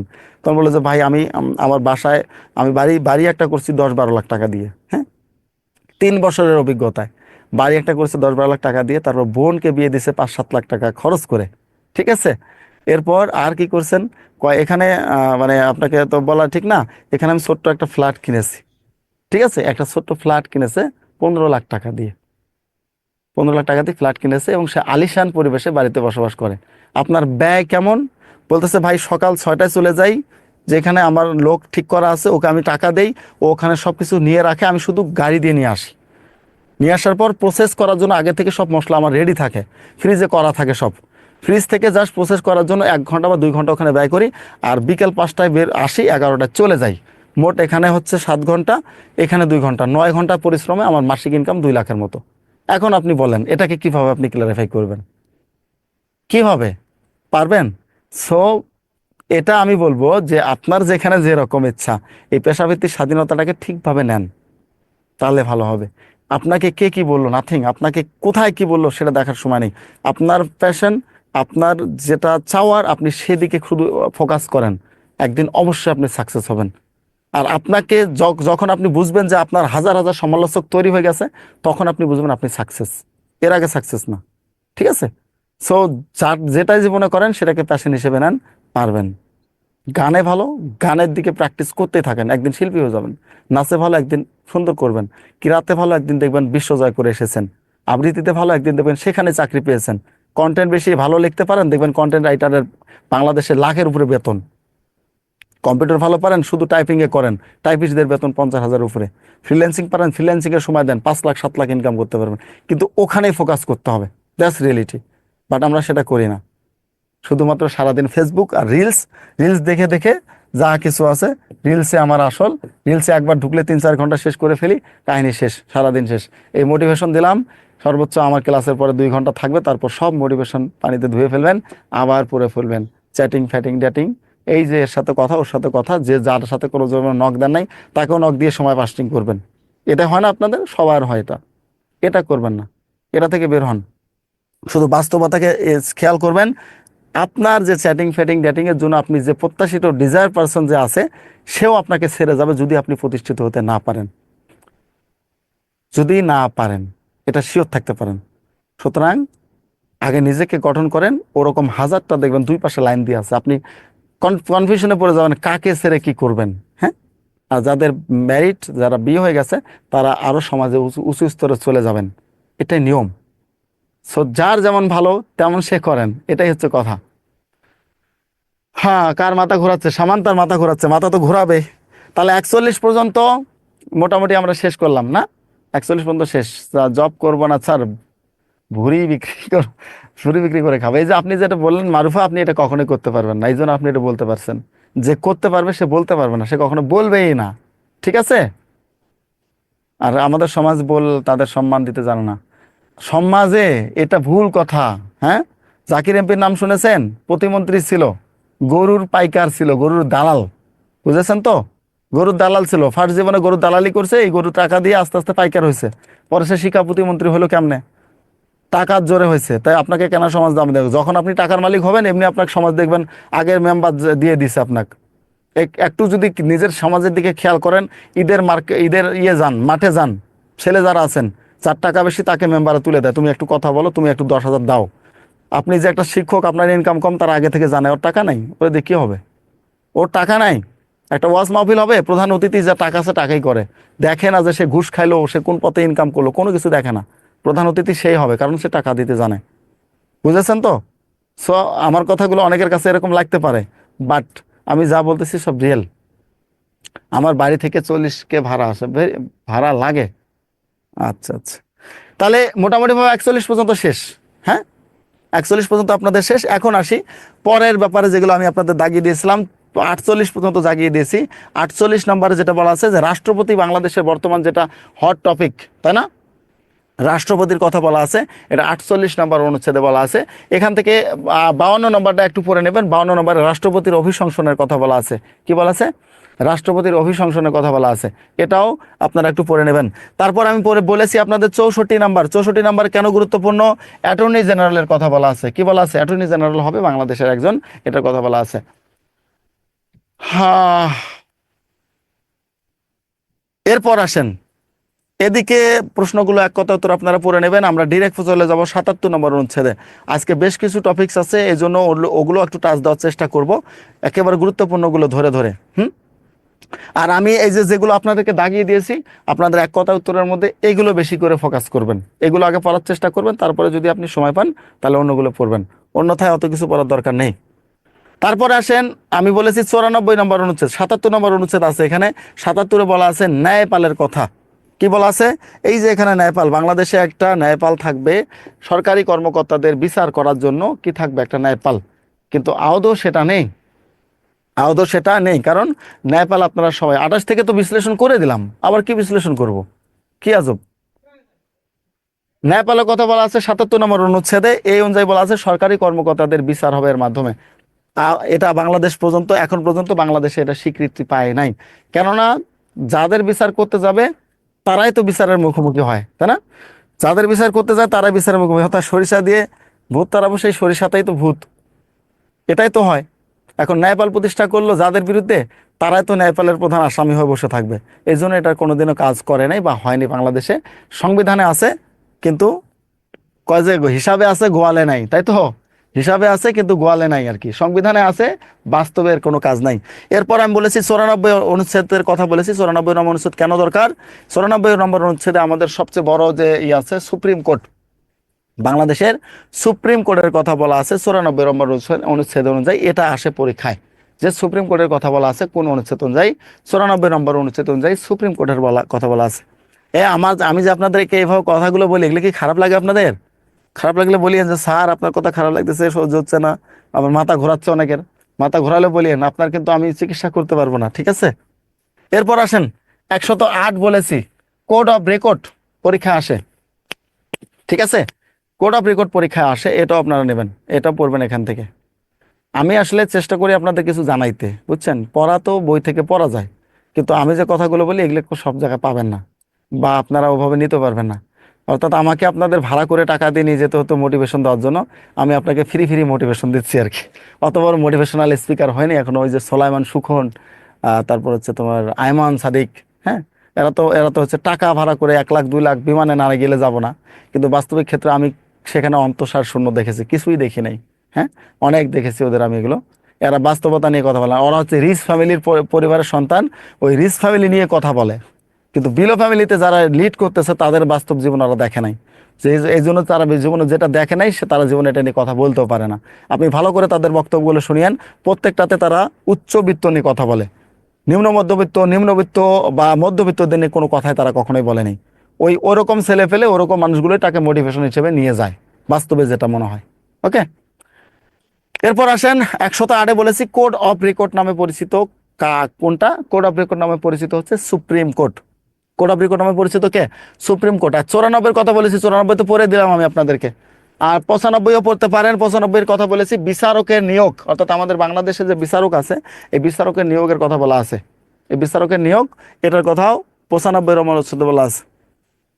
আচ্ছা, আমার কথা ভালো লাগে? কথা ভালো লাগলে হবে না, কথা অনুযায়ী কাজ করতে হবে, তাহলে ভালো লাগাটা কি করব? সাকসেস, অন্যথায় কোনো লাভ নাই, অন্যথায় কোনো লাভ নাই যদি কথা অনুযায়ী কাজ করতে পারেন। এরপর আপনাদের বলেছিলাম 108 শেষ, 118 নম্বর অনুচ্ছেদের কথা বলেছি। নির্বাচন কমিশনের কথা আপনাদের বলেছি, নির্বাচন কমিশনের কথা বলেছিলাম 118 নম্বর অনুচ্ছেদ। হ্যাঁ, বিউটিশিয়ানদের তো অনেক ইনকাম, যেতে পারেন তো পলিশিল, আপনারা তো বিউটিশিয়ান হতে পারেন যদি ভালো পারেন। নির্বাচন কমিশনের কথা বলা আছে 118 নম্বর অনুচ্ছেদ অনুযায়ী। এরপর যদি আমরা দেখি, আপনাদের বলেছি 127 নম্বর অনুচ্ছেদ। 127 নম্বর অনুচ্ছেদে বলা আছে মহা হিসাব নিরীক্ষকের পদ, সিএজি, তাই না? সিএজি এর কথা বলা আছে 127 নম্বর অনুচ্ছেদ অনুযায়ী, মহা হিসাব নিরীক্ষক, এটা এখান থেকে পড়ে নেবেন। তারপর আমি বলেছি একবারে 137 নম্বর অনুচ্ছেদ, 141 থেকে পুরোটাই বলেছি, কেন গুরুত্বপূর্ণ একটু বলে দিচ্ছি। 137 নম্বর অনুচ্ছেদ হচ্ছে কমিশন প্রতিষ্ঠা। কমিশন পর্যন্ত পিএসসি, এই যে বিসিএস এর মাধ্যমে নিয়োগ দেওয়া হয়, আগামীকাল বিসিএস এর নিয়োগ ছিল, আগামীকাল বিসিএস এর আবেদন ছিল, সেটা স্থগিত করেছে, জানি না কেন করেছে। এটা মূলত পিএসসির কথা বলা আছে 137 নম্বর অনুচ্ছেদ অনুযায়ী। এরপর 141 জরুরি অবস্থার কথা বলা আছে। 141-এর আরো কিছু শাখা আছে, প্রশাখা আছে, এবং 142 আপনাদের আমি দিয়েছিলাম কেন। 142-এ আমাদের সবচেয়ে গুরুত্বপূর্ণ সংবিধান সংশোধনের বিধান কি বলা আছে, সংবিধান সংশোধনের বিধানের কথা বলা আছে। এই মোটামুটি সংবিধান। এখন বলেন, আজকের পর থেকে কি সংবিধান কঠিন মনে হচ্ছে? একবারে একবারে কি বলবো, মানে সত্যি কথাটা বলবেন যে সংবিধান কি কঠিন মনে হচ্ছে? পারবেন তো? পারবেন না? যে আগের থেকে সহজ মনে হচ্ছে নাকি কঠিন মনে হচ্ছে যে না স্যার এখন সংবিধান পারা যাবে? এই যে সূত্রগুলো মুখস্থ করবেন আর সংবিধানটাকে এভাবে পড়বেন যেই করা দিয়ে দিয়েছি, কাহিনী শেষ। আমার এখানে সমালোচক থাকবে না। হ্যাঁ, সো এই যে একজন বলতেছে স্যার ডাইজেস্ট এসে কম, তাহলে আপনি ডাইজেস্ট পড়েন, আপনাকে তো নিষেধ করিনি। আপনি ডাইজেস্ট পড়েন, মাহিনুর আপনি ডাইজেস্ট পড়ে ফেলেন। হুম, এখানে তো ডাইজেস্টটা আপনার কি মানে টেকনিক দেওয়া আছে, তাহলে তো আরো ভালো যদি টেকনিক থাকে। আচ্ছা, এভাবে কখনো বোঝায়নি কেউ। কে বুঝাবে? আপনারা তো ভর্তি আছেন 2-3টা মনে হয় আছে। সো যে বোঝানো, আমি তো একটাতে বোঝাইলে আরেকটাতে বোঝানোর দরকার হবে না। আচ্ছা, আশা করি যে আজকের পর থেকে আপনাদের ব্যাপারটা সহজ মনে হবে। ওকে, আচ্ছা, একজনের কথা শুনি। কামাল উদ্দিন বলেন।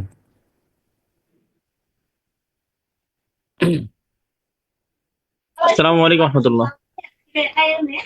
আসসালামু ওয়ালাইকুম আলাইকুম আসসালাম। ওয়ালাইকুম স্যার, আসসালাম কেমন ভাই। কেমন হ্যাঁ আছেন বল। স্যার? জি আলহামদুলিল্লাহ, আপনি কেমন আছেন? আলহামদুলিল্লাহ। প্রথমে আপনাকে আন্তরিকভাবে ধন্যবাদ এত সুন্দর টেকনিক ভাবে বোঝানোর জন্য। স্যার, আমার একটু জানার ছিল, আমার ওই যে আমি 18তম নিবন্ধনে ভর্তি হয়েছিলাম তো, হ্যাঁ। দুর্ভাগ্যের কারণে নম্বরটা ভুল হওয়ার কারণে আমি রিটেনে আসি নাই হুম যে হুম। প্রভাষকে। এখন ওই যে আমার লেকচার শিট গুলি 18তমের জন্য, এখন 19তমের সাথে এটার সাথে মিলতেছে না আপনাদের এই লেকচার শিট। এখন কি করা যায় এটা একটু পরামর্শ চাচ্ছি। আমাদের লেকচার শিট তো আমরা ওই কি জানি বলে চেঞ্জ করেছি, ওভার চেঞ্জ করেছি, এই জন্য মিলতেছে না হয়তো বা। এখন কিভাবে কি করতে পারে স্যার, একটু পরামর্শ দিতেন। আচ্ছা, আবার এখানে নতুন লেকচার শিট কিভাবে কি করবেন, লেকচার শিটে কিন্তু চেঞ্জ হলো, লেকচার শিটে পড়া এক, ঠিক আছে? লেকচার শিটে পড়া এক, তাই না? সো আশা করি পড়া এক থাকলে আপনি লেকচার শিট আর কেনার দরকার নেই আপনার, ওটা দিয়ে চালান। যেমন আজকে লেকচার সেটটা হলো 6-এর, কিন্তু আগেরটার সাথে কিছুটা পেয়েছি 5-এর মধ্যে, এই জন্য।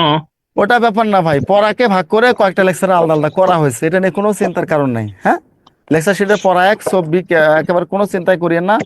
আর আপনাদের এইখানে আরেকটা ব্যাপার আমি বলে দিচ্ছি, আপনাদের মনে হয় যারা এখানে ক্লাস করতেছেন, যারা এনটিআরসি না, আপনারা এনটিআরসি তো মনে হয়, তো আপনাদের পে স্কেল সরাসরি আসতেছে খুব শীঘ্রই, হয়তো বেতন বেড়ে যাচ্ছে আপনাদের যারা চাকরি পাচ্ছেন। মেবি যারা 12,000 পাবেন তাদের হয়তো 20,000 হবে, যারা 20,000 পাবেন, 22,000, তাদের হয়তো 30-35 পাবেন। অর্থাৎ প্রভাষক হলে 35-এর মতো বেতন পাওয়ার সম্ভাবনা আপনাদের আছে। আর যারা স্কুল টিচার হবেন 20-এর মতো পাবেন। তো এখন থেকে চেষ্টা করে যান। আর আগে বলেছি কম্বাইন্ড প্রিপারেশন নেবেন সব সময়ের জন্য। যারা ভর্তি হন নাই তারা এখনো রিটেন ব্যাচ আমাদের যেগুলো খোলা আছে এগুলোতে ভর্তি হয়ে যান প্লিজ। আমি ভালো করে বলতেছি, চাকরি যদি চান এটা করেন। আর পে স্কেল যদি হয়ে যায় আরেকটা, মনে করবেন আরেক বছর থেকে ওই বড় বড় অন্য অন্য জবের পোলাপান্ডেও এখানে হিট করবে, তখন আপনি এর সুযোগটা পাবেন না।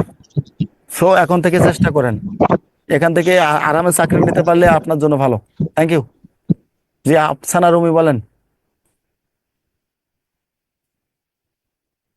আফসানা রুমি শোনা শোনা যাচ্ছে? আফসানা? আসসালামু আলাইকুম স্যার। হ্যাঁ, একবারে যদি গুরুত্বপূর্ণ কিছু থাকে তাহলে দয়া করে বলেন, আর অন্যথায় কথা বলার আমি আর কাউকে সুযোগ দেবো না, বলেন। এই যে সংবিধানের অনুচ্ছেদ গুলো আমার কাছে একটু মানে অস্পষ্ট, যেগুলো লিখে দিছেন প্রথম থেকে আমি ভালোভাবে লিখতে পারি নাই।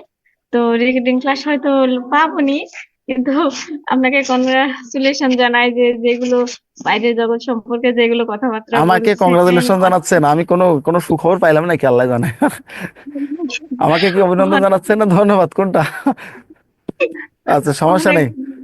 কোনো ওইগুলো কোনো কোনো বলবেন। কারণে হয়তো কংগ্রাচুলেশন জানাইছেন আমারে, যাক সমস্যা নেই, এটা তো জানাইছেন যে অনেক বড়। ওইগুলো সম্পর্কে আরো আরো বলবেন, আমরা জানি না, আমাদেরকে জানাবেন। যতদিন আমার অনেক সাথে খুশি। আছেন আমি জানানোর চেষ্টা করব। আমি গেলে তো একটু আর পারবো না, তাই না? দ্রুত লেখলে মানে এই লেখাটা একটু স্লো করলে ভালো হয় আমাদের জন্য, স্লো আমরা করার সবটা সুযোগ খুবই কম। হ্যাঁ, আপনারা তো সেকেন্ড টাইম ক্লাসটা দেখে নিতে পারবেন, এটা তো স্লো করার তো কোনো দরকার মনে করি না আমি।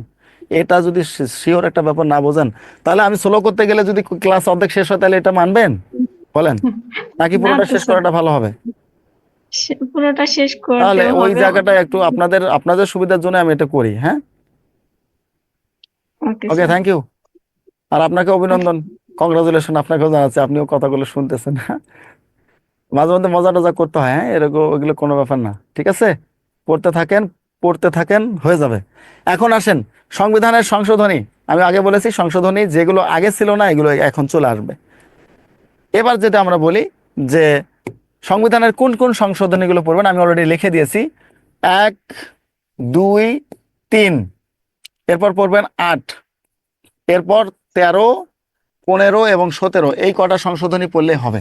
মানে যদি পরীক্ষা প্রশ্ন আসে এই কটা সংশোধনী থেকে আপনার পরীক্ষা প্রশ্ন আসবে, এর বাইরে আসবে না। 1 নম্বর সংশোধনী কেন দরকার, এখানে যুদ্ধ অপরাধীদের বিচার করা হয়েছে। 2 নম্বর সংশোধনী জরুরি অবস্থার কথা বলা আছে। 3 নম্বরে বলা আছে বেরুবাড়ি সীমান্তকে ভারতের নিকট হস্তান্তর।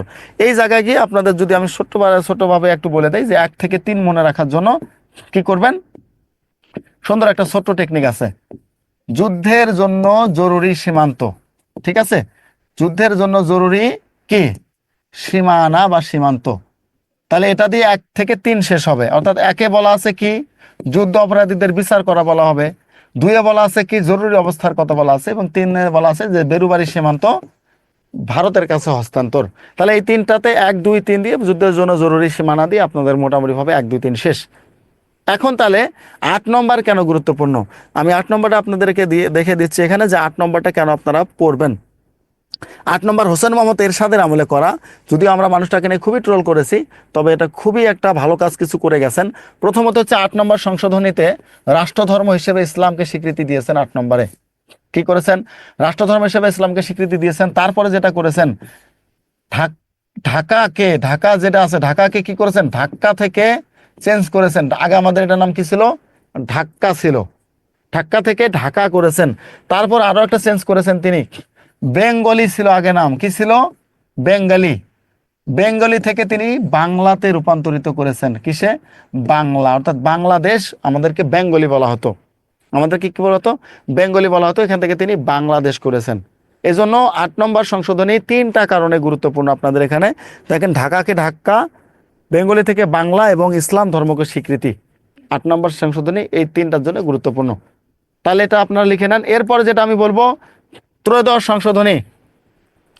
ত্রয়োদশ সংশোধনী কেন গুরুত্বপূর্ণ, এই যে আপনাদের এখন যে সরকার ব্যবস্থা আছে, নির্দলীয় তত্ত্বাবধায়ক সরকার ব্যবস্থা, এই নির্দলীয় তত্ত্বাবধায়ক সরকার ব্যবস্থা ত্রয়োদশ সংশোধনীর মাধ্যমে প্রবর্তন করা হয়েছিল 1996 সালে। এটা মূলত কার আমলে, শেখ হাসিনার আমলে। তিনি এটা চালু করেছেন, আবার তিনি এটা বন্ধ করেছেন। যখন দেখেছেন স্বার্থের বাইরে চলে যাচ্ছে তখন সেটা বন্ধ করে দিয়েছেন, যখন স্বার্থের জন্য দরকার ছিল তখন সেটা চালু করেছিলেন। তো এটাতে বলা হয় ত্রয়োদশ সংশোধনী। আর পঞ্চদশ সংশোধনী কেন, এটাতে মূলত তত্ত্বাবধায়ক সরকার ব্যবস্থা বাতিল করে দেওয়া হয়েছিল। পাশাপাশি পঞ্চম, সপ্তম, 13তম এবং সংশোধনী বাতিল করে। কতটি, পঞ্চম, সপ্তম এবং 13তম সংশোধনী বাতিল ঘোষণা করে। এই বাতিল ঘোষণা করার জন্য আপনার পরীক্ষার জন্য এটা গুরুত্বপূর্ণ, কেননা সে যেটা বাতিল করেছে আপনার পরীক্ষার জন্য এটা গুরুত্বপূর্ণ। সো এটাকে ওভাবে খেয়াল করে আশা করি লিখবেন বা ওভাবে পড়বেন। এরপর সপ্তদশ কেন গুরুত্বপূর্ণ, এটাতে নারীদের জন্য যে 50টি আসন আছে, এই 50টি আসন 25 বছরের জন্য সংরক্ষণ করা হয়। কি করা হয়, 50টি আসন 25 বছরের জন্য সংরক্ষণ করা হয়। কততম, সপ্তদশ সংশোধনীর মাধ্যমে। সপ্তদশ সংশোধনী, এই যে নারীরা যেগুলো আছে মমতাজের মতো যারা নর্তকীগুলো গিয়েছিল সংসদে, তাদেরকে আর কি 25 বছরের জন্য পার্মানেন্ট করে ফেলেছিল এই এই সংশোধনী, এই শেখ হাসিনা সরকার, যেটা কখনোই কল্পনার বাইরে ছিল। অর্থাৎ কিছু ইম্যাচিউর মেয়েদের, মহিলাদের নিয়ে যারা পাবলিক প্লেসে কথা বলার মতো যোগ্যতা যাদের নেই তাদেরকে সংসদে তোলা হয়েছিল। হ্যাঁ, নর্তকী, সিনেমার নায়িকা, যেগুলোর লাইফে হাজার হাজার দুর্নামে ভর্তি, এদেরকে নিয়ে তারা সংসদ করেছিল 50 জনকে। ভালো মানুষ সেখানে সুযোগ পায়নি। এই ভালো, এই যে নর্তকী গিয়ে সংসদকে কলুষিত করেছে, প্রথম গান গেয়ে সেখানে, হ্যাঁ, যেটাতে সংসদে কখনো এটা হওয়ার কথা না। তিনি গিয়েই শেখ হাসিনাকে হজরত উপাধি করেছিলেন। তিনি গিয়েই সংসদে আরবিতে শুরু করার পরিবর্তে গান দিয়ে শুরু করার কথা বলেছিলেন, এটা হচ্ছে মমতাজ। এই মমতাজকে এখানে নিয়েছিল শুধু এই বিশেষ পাওয়ারে। এনিওয়ে, আমরা ওটা নিয়ে কথা না বলি, যেগুলো আমার পড়া দরকার এগুলো আমরা পড়ে নেবেন। সংবিধান শেষ, এর বাইরে সংবিধান থেকে আর কিছু আসার সম্ভাবনা নেই। এখন আমরা আসি, তারপর আপনাদের মূলত এই তফসিলের কথা বলেছি। তফসিল কখনোই পরীক্ষা আসবে না, আর এটা চিন্তা করবেন না। তফসিল 7টা যে আছে, 7টা তফসিলে মূলত শেখ হাসিনার এবং বঙ্গবন্ধুর আমলে করা। সো 7টা তফসিলের সর্বশেষ আপনাদের জন্য যেটা ছিল গুরুত্বপূর্ণ, বিগত সরকারের আমলে 3টা তফসিল, পঞ্চম, ষষ্ঠ এবং সপ্তম তফসিল। এগুলোতে প্রথমে 7 মার্চের ভাষণ যোগ করা হয়েছিল, যেটা এখন বাতিল। 6 নম্বরে করা হয়েছিল কোনটা, 25শে মার্চের স্বাধীনতা, সেটাও বাতিল, কারণ তার বাপের নিয়ে সেটা করেছে। এবং সর্বশেষ মুজিবনগর সরকার, সেটাও তার বাপের নামে করা। সো একবারে চোখ বুজে থাকতে পারেন, কখনোই আসবে না। ঠিক আছে, কখনোই আসবে না এখান থেকে প্রশ্ন। আর আমি সংবিধানের যা আপনাকে দিয়েছি সেগুলোই মনে রাখবেন। এরপর দেখি আপনাদের আর কি টপিকস আছে। আমরা মূলত চেষ্টা করেছি সর্বোচ্চ, বিরতিও খুব কম দিয়েছি আজকে, তারপরও বড় লেকচার এখন কি করবো বলেন, শেষ করা তো টাফ হয়ে যায়। আর আমার মনে হচ্ছে যে আমি একটা লেকচার দিতে আমার 3টা লেকচারের মানে ভিতরে হজম হয়ে যাচ্ছে আর কি। এবার আসেন বাংলাদেশের জনসংখ্যা এবং জনশুমারি, যেগুলো দাগিয়ে দেবো সেগুলোই পড়বেন। অর্থনৈতিক সমীক্ষা 2024, আমাদের এখানে লেকচার শিট আপডেট হয়ে গেছে। অর্থনৈতিক সমীক্ষা 2024 অনুযায়ী আপনাদের কি কি আছে, যেগুলো শুধু পড়বেন, আমি এগুলো দাগিয়ে দেবো, যেগুলো পড়তে হবে আর কি। প্রথমে জনসংখ্যা 171 মিলিয়ন, অর্থাৎ 17 কোটি 10 লাখ, এটা পড়বেন। জনসংখ্যা বৃদ্ধির হার শতকরা 1.33, অর্থাৎ 1.33, এটা পড়বেন। পুরুষ এবং মহিলার অনুপাত পড়ার দরকার নাই, কারণ বাংলাদেশে পুরুষ কমে যাচ্ছে, মহিলা বেশি হয়ে যাচ্ছে, তাই না? এখানে পুরুষ হচ্ছে 96 জন, মহিলা হচ্ছে 100 জন। অর্থাৎ দুনিয়া গায়েবের জন্য যে সিমটম আছে সেটা হয়ে যাচ্ছে, দুনিয়া ধ্বংসের জন্য যে সিমটম সেটা পাওয়া যাচ্ছে এখনই। কারণ দুনিয়া গায়েবের জন্য যা যা দরকার সব হয়ে গেছে পৃথিবীতে অলরেডি। সর্বশেষ বলা আছে যে পুরুষের চেয়ে নারীর সংখ্যা বাড়বে, সেটাও হচ্ছে। অর্থাৎ বাংলাদেশে এখন 96 জন পুরুষে 100 জন নারী, মানে 4 জন নারীর যদি আমরা ভাগ করে দিই, 4 জন নারী অবিবাহিত থাকতে হবে। ঠিক আছে, যদিও আমাদের এখানে অনেক মহানুভব ব্যক্তি আছেন, তারা 3টা 4টা করে বিয়ে করেন, তো ঝামেলা ওই জায়গায় আর কি। তখন আবার মেয়ে কম পড়ে যায়, হ্যাঁ, ছেলে বেশি হয়ে যায়। তো যাই হোক, এটা মজার ছলে বললাম, এটা মাইন্ড করিয়েন না। ইসলামের রীতি অনুযায়ী এটা নিয়ম আছে, তবে ইসলামে আবার বলে নাই যে আপনি ভাত খাওয়া দিতে পারবেন না আর আপনি 4-5টা বিয়ে করে ঘরে রাখবেন। হ্যাঁ, এটা কোনো নিয়ম নাই। ইসলাম বলেছে যদি আপনি সক্ষম হন তাহলে। ঠিক আছে, সো সক্ষম ছাড়া এটা চিন্তাও কেউ করিয়েন না। যারা ছেলেরা আছেন, হয়তো বা হুজুর টুজুর এখানে আছেন, হুজুরা তো এটাতে আবার এটাকে অনেকভাবে যৌক্তিক করার চেষ্টা করে। হুম, সো যৌক্তিক করা যাবে না, যুক্তি করা যাবে না। যদি আপনি আসলে ক্যাপাবল হন, শুধু একদিক দিয়ে না, সব দিক দিয়ে হতে হবে, তাহলে চিন্তা ভাবনা করিয়েন। অন্যথায় এত মানে বিবিয়ানা করার দরকার নেই। হ্যাঁ, যাই হোক, তাহলে এখানে বলা আছে যে মেয়ের সংখ্যা বেশি, পুরুষের সংখ্যা কম, কোনো ব্যাপার না, কোনো ব্যাপার না। কোনো কোনো এলাকায় আবার মেয়ে কম, পুরুষের সংখ্যা বেশি, সেখানে আবার অন্য গ্রামে যা খুঁজে নিয়ে আসতে হয়, তাই না? আচ্ছা, কি বলছে মারুফা আক্তার? সব মরে যাক, ওনার বর বেঁচে থাকলেই হলো। আচ্ছা ঠিক আছে, বাঁচা রাখুক আল্লাহ আপনার বররে 1000 বছর। এবার আসেন জনসংখ্যায় ঘনত্ব প্রতি বর্গ কিলোমিটারে আমরা কতজন মানুষ বসবাস করি, বলা আছে যে প্রতি বর্গ কিলোমিটারে কত মানুষ বসবাস করে, 1171 জন। আমার কাছে মনে হয় এর চেয়েও বেশি বসবাস করি আমরা, এটা ভুল বলা আছে, 1171 জন, আরো বেশি। আর রাশিয়াতে প্রতি বর্গ কিলোমিটারে মাত্র বাস করে 5 জন, সে জায়গায় আমাদের 1200 জন বাস করে। তাহলে আমরা কেন জনসংখ্যা বাড়বে না? গিঞ্জি মিঞ্জি এলাকা সব করে ফেলেছি, ভাত কাপড় দিতে পারবো না, বাচ্চা টাচ্চা উৎপাদন বা যেটা আমরা বলি না কেন, সেটার কিন্তু একটা লিমিট থাকে। হ্যাঁ, এখানে ইসলামিক আছে, ব্যাপার আছে, এটাকে আমি ধরেই বলি। আসলে এটাও তো আমাদের মধ্যেই চলে, কিন্তু আমি দিলাম আমাদের মধ্যে একটা ভ্রান্ত ধারণা যে আল্লাহ যদি মুখ দেয় তাহলে আহারও দেবে, এটা কিন্তু ভুল ধারণা। হ্যাঁ, এটা থেকে বের হতে হবে। আহার দিবে এমন কোনো কথা না, আপনি চেষ্টা না করলে কোথাও আপনি পাবেন না, এটা কোথাও পাবেন না। অযথা দুনিয়াতে তাকে নিয়ে এসে একটা তার সারা জীবন একটা অভিশাপ হবেন আপনি, আমাকে এটা দেয়নি, আমাকে ওটা দেয়নি, আমি সারা জন্ম কিয়ামতে যাওয়ার দাবি ছাড়বো না, কেমন না? সো সব বিষয়ে আমরা মনে করি যে ওই জায়গাটা আমাদের একটু স্থির থাকা উচিত। স্থূল জন্মহার মানে খাটো হয়ে জন্মেছে 19.4 জন মানুষ, মানে 20 জন মানুষ, 100 জনে 1000 জনে 20 জন মানুষ ছোট হয়ে জন্ম নিচ্ছে, এটাও কিয়ামতের লক্ষণ। এরপর বলা আছে স্থূল মৃত্যুহার 6 জন বলা হয়ে থাকে, স্থূল জন্মহার এবং মৃত্যুহার যেটা, শিশু মৃত্যু দরকার নাই। প্রত্যাশিত গড় আয়ু দরকার আছে। আমাদের গড় আয়ু গত বছর হচ্ছে কমে গেছে, গত বছর ছিল 72.8, এখন আমাদের গড় আয়ু 72.2। মানে আমাদের 6 মাস বয়স কমে গেছে, গড়ায়ু কমে গেছে। যদিও এটা এটা আমাদের সম্পূর্ণ আল্লাহ একমাত্র জানে আমরা কখন বাঁচবো মরবো, এটা হচ্ছে প্রত্যাশিত। তার মধ্যে আবার একটু জিনিস খেয়াল রাখেন, মেয়েরা কিন্তু বেশি দিন বাঁচে, ছেলেরা কম দিন বাঁচে। হ্যাঁ, মেয়েরা 73 বছর বাঁচে, মেয়েরা 70 বছর বাঁচে। আমাদের চেয়ে 3 বছর মেয়েরা বেশি বাঁচে। কারণ আছে, কম কাম কাজ তো করে না, না কাম কাজ বেশি এটা করে না, তো চিন্তা ভাবনা নাই, কাম কাজ নাই, দেশের বাইরে যায় না, ঘরের বাইরে আসে না, বড় কোনো কাজ করে না, ধানের বোঝা মাথায় নেয় না, তাই না, অনেক কিছু করে না। তো তারা একটা জিনিসই শুধু আমাদের চেয়ে মানে সর্বোচ্চ লেভেলে কষ্ট হয়, সেটা হচ্ছে সন্তান জন্মদান এবং সন্তান লালন পালন। সো এই জায়গাটা থেকে যেহেতু তারা বাড়িতে থাকে, এই জন্য তাদের ব্যাপারে বলা হয় যে তারা একটু বেশি বাঁচে আর কি। বাঁচুক, মানে বেঁচে থেকে বা লাভ কি?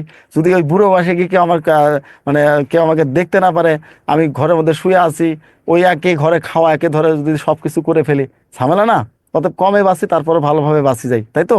বেশি বাঁচে লাভ কি? যদি আপনাকে সেবা না করা মানুষ থাকে, বৃদ্ধাশ্রমে যদি পাঠিয়ে দেয়, তাহলে ওই বেশি বাঁচার দরকার নেই, তাই তো? তবে এটা বলা হয় যে মেয়েরা একটু বেশি বাঁচে, ছেলেরা একটু কম বাঁচে। রোকসানা ঠিক আছে তো নাকি? আবার আমার সাথে আমার গালি টালি বকা টকা দিয়েন না, হ্যাঁ? মেয়েরা একটু বেশি বাঁচে আর কি। এরপর আছে বিবাহের বয়স বলা আছে, এটা আমার দরকার নেই, আমি স্কিপ করে যাই। কারণ এটা যদি বলতে যাই, এখানে ছেলে পেলেগুলো মানে সবগুলো বিবাহের বয়স পার করে ফেলছে। বিবাহের গড় বয়স বলা আছে 25.4, ছেলেদের জন্য, মেয়েদের জন্য হচ্ছে 18.8। অর্থাৎ মেয়েরাও শেষ করে ফেলেছে, ছেলেরাও শেষ করে গিয়ে ফেলেছে। অনেকে এখানে 29-28-এর আছেন, বিয়ের কথা চিন্তা করে না, আরো পরে। অর্থাৎ একটা পা কবরে যাবে, আর পা সামনে থাকবে, এই সময় করবেন আর কি। তখন কি হবে? তখন কি হবে বলেন তো? আপনি ডিস্টেন্স খুঁজবেন, আপনার বয়স 40, আপনি ডিস্টেন্স খুঁজবেন 20 বছরের মেয়ে, আপনার বয়স 40 আর আপনি খুঁজতেছেন 20, তাহলে কয় বছর ডিস্টেন্স? 20 বছর। এখন আপনি 40, সর্বোচ্চ আর 20 বছর আল্লাহ আপনাকে টিকিয়ে রাখবে, তারপর থবাস হয়ে যাবেন, তখন মেয়ের বয়স হবে 40। অর্থাৎ তখন তার জীবনটা কেবলমাত্র শুরু, আর আপনার কবরে যাওয়া শেষ। এই মেয়েটা সারা জন্মের দুঃখের কারণ হয়ে দাঁড়াবেন আপনি। ঠিক আছে, ছেলে মেয়ে যাকেই বলি, সবাইকে বলি, একটা জিনিস মনে রাখবেন, অবশ্যই এটাকে যদি আপনি আর বয়স বেশি করতে চান, তাহলে ওই বয়স বেশিকেই নেন জীবনে। 40 হয়ে আপনি বিসিএস ক্যাডার হলেন, আর আপনি 20 নম্বর 20-এর বয়সের খুঁজতেছেন, এটা কিন্তু করিয়েন না। এটা সারা জন্ম অভিশাপ হবেন, কারণ আপনার বয়স সর্বোচ্চ 60-70। আর বিসিএস ক্যাডার যদি হন, যদি ওদের প্রশাসনে করে টরে যান, ঘুষ টুস খেয়ে, তো অবশ্যই শেষ হয়ে যাবেন, আগেই শেষ। হার্ট অ্যাটাক করবেন, কিডনির সমস্যা হবে। So be careful. 40 হলে 35 খোঁজেন, তাহলে বেটার। আর যদি 35 খুঁজতে না পারেন, তাহলে 40-এর আগে কাজটা সেরে ফেলেন। মেয়েদের ক্ষেত্রে সেম অবস্থা, আপনারাও ওই ক্ষেত্রেগুলোতে দেখে শুনেই করবেন। কারণ এটা কিন্তু সত্যি কথা যে সে 60-এ যাবে, আপনি যখন 40-এ আসবেন, আপনার তখন কেবল লাইফটা শুরু হবে, আর সেদিকে শেষ। তখন আপনার সারা জনমটা দুঃখের কারণ হয়ে দাঁড়াবে। হয়তো বা কষ্ট করে জীবন পার করবেন, কিন্তু পাপিষ্ট হবে আপনার হাজব্যান্ড। আর এদিকে কি হবে? ছেলে এসএসসি পরীক্ষা কেবল দিবে, ছেলে এসএসসি পরীক্ষা দিবে, আর এদিকে আপনি শেষ, অলাদ্দলিন হয়ে গেছেন। ঝামেলা এই জায়গায়, হ্যাঁ? সো এই জায়গায় বিয়ে টিয়ে যা করেন না কেন, এই সময়ের মধ্যে করার চেষ্টা করেন। আপনি বেকার আছেন, কোনো সমস্যা নেই। বিয়ের পরে বিসিএস ক্যাডারের 60% হচ্ছে বিবাহিত। বিসিএস ক্যাডার যারা হয়, 60% বিবাহিত। আর 40%-এর মধ্যে 20% সুই সুই, মানে হ্যালো হ্যালো হাই হ্যালো আছে, ঠিক আছে? আর 20%-এর মধ্যে মেয়ে আছে 10% বা 15%, 5% ছেলে মেয়ে আছে যারা নিরপেক্ষ, নিরপেক্ষ এইরকম। সো ওই দিকে চিন্তা না করে এদিকটা চিন্তা করেন। এরপর আসেন বিবাহের গর্ভস, আমার দরকার নেই, এটাতে কখনো পরীক্ষা আসবে না। সাক্ষরতার হারে আসেন 77.99। 77.99 হচ্ছে সাক্ষরতার হার, এটা পড়ে নেবেন। এখানে আবার পুরুষের বেশি আর কি, সাক্ষরতার হারে পুরুষের 80 দশমিক। মুদ্রাস্ফীতি পড়বেন, মূল্যস্ফীতি 9.74। অর্থাৎ এত বড় পড়া দিয়েছে আমাকে আজকে, যে আমি খালি বলেই যাচ্ছি, তাও শেষ করা যাচ্ছে না। হ্যাঁ, কি করব, আপনাদের সাথে জন্য আমার গল্প করা হচ্ছে না আজকে। দারিদ্র্যের হার বলা আছে, দারিদ্র্যের হার বাংলাদেশে 18.7, চরম দারিদ্র হচ্ছে 5.6। চরম দারিদ্র কত? 5.6। এরপর আসেন শ্রম শক্তির ক্ষেত্রে বলেছে সবচেয়ে বেশি শ্রম শক্তি আছে কোথায়? শুধু বেশিটা মনে রাখবেন, কৃষিতে। কোথায়? কৃষিতে সবচেয়ে বেশি শ্রম শক্তি আছে। আর বিশ্ব জনসংখ্যা রিপোর্ট 23 আমার দরকার নাই। যদি প্রশ্ন আসে আপনাদের, অর্থনৈতিক সমীক্ষা থেকে আসবে, আর না আসলে এটা থেকে আসবে না, এটা থেকে আসার সম্ভাবনা খুবই কম। কারণ 23 যেটা অতিক্রম করেছে, ওটা নিয়ে কোনো চিন্তা করার দরকার নেই। এরপর আসেন আদমশুমারি। আদমশুমারির ক্ষেত্রে বলা আছে, এর আদমশুমারি থেকে আপনাদের যেটা আসবে সেটা হচ্ছে সর্বশেষ আদমশুমারি হয় কত সালে, এটা মনে রাখবেন। 2022 সালে আদমশুমারি হয় সর্বশেষ। বাংলাদেশের জনসংখ্যা আদমশুমারি অনুযায়ী 16,98,28,913 জন। এই দুটা মনে রাখবেন। আচ্ছা, মারুফা আক্তার, কাহিনী ঘরে ফেলছেন। হুম, এটা এটা তো বেশি হয়ে গেছে। 18 বছর সিনিয়র, মার্সের বাপ। ষষ্ঠ ষষ্ঠ কি হচ্ছে, আদমশুমারি 6 বার হয়েছে, অর্থাৎ 6 বার হয়েছে আদমশুমারি। এটাতে সর্বশেষ হয়েছে 2022 সালে। এরপর আসেন জনসংখ্যার ভিত্তিতে ক্ষুদ্রতম বৃহত্তম, দরকার নেই। জনসংখ্যা না, শুধুমাত্র জনসংখ্যা হলে হবে না, আয়তনও ধরতে হবে। আমি এখান থেকে জাস্ট 4টা আপনাদের দাগিয়ে দেবো, 4টা। 4টা কি কি একটু দেখেন। জনসংখ্যার ভিত্তিতে ক্ষুদ্রতম জেলা হচ্ছে বান্দরবান, আর বৃহত্তম জেলা হচ্ছে ঢাকা, এই দুটা পড়বেন। আয়তনের ভিত্তিতে ক্ষুদ্রতম জেলা হচ্ছে নারায়ণগঞ্জ, আর বৃহত্তম জেলা হচ্ছে রাঙ্গামাটি। শেষ, এই 4টা পড়বেন এখান থেকে।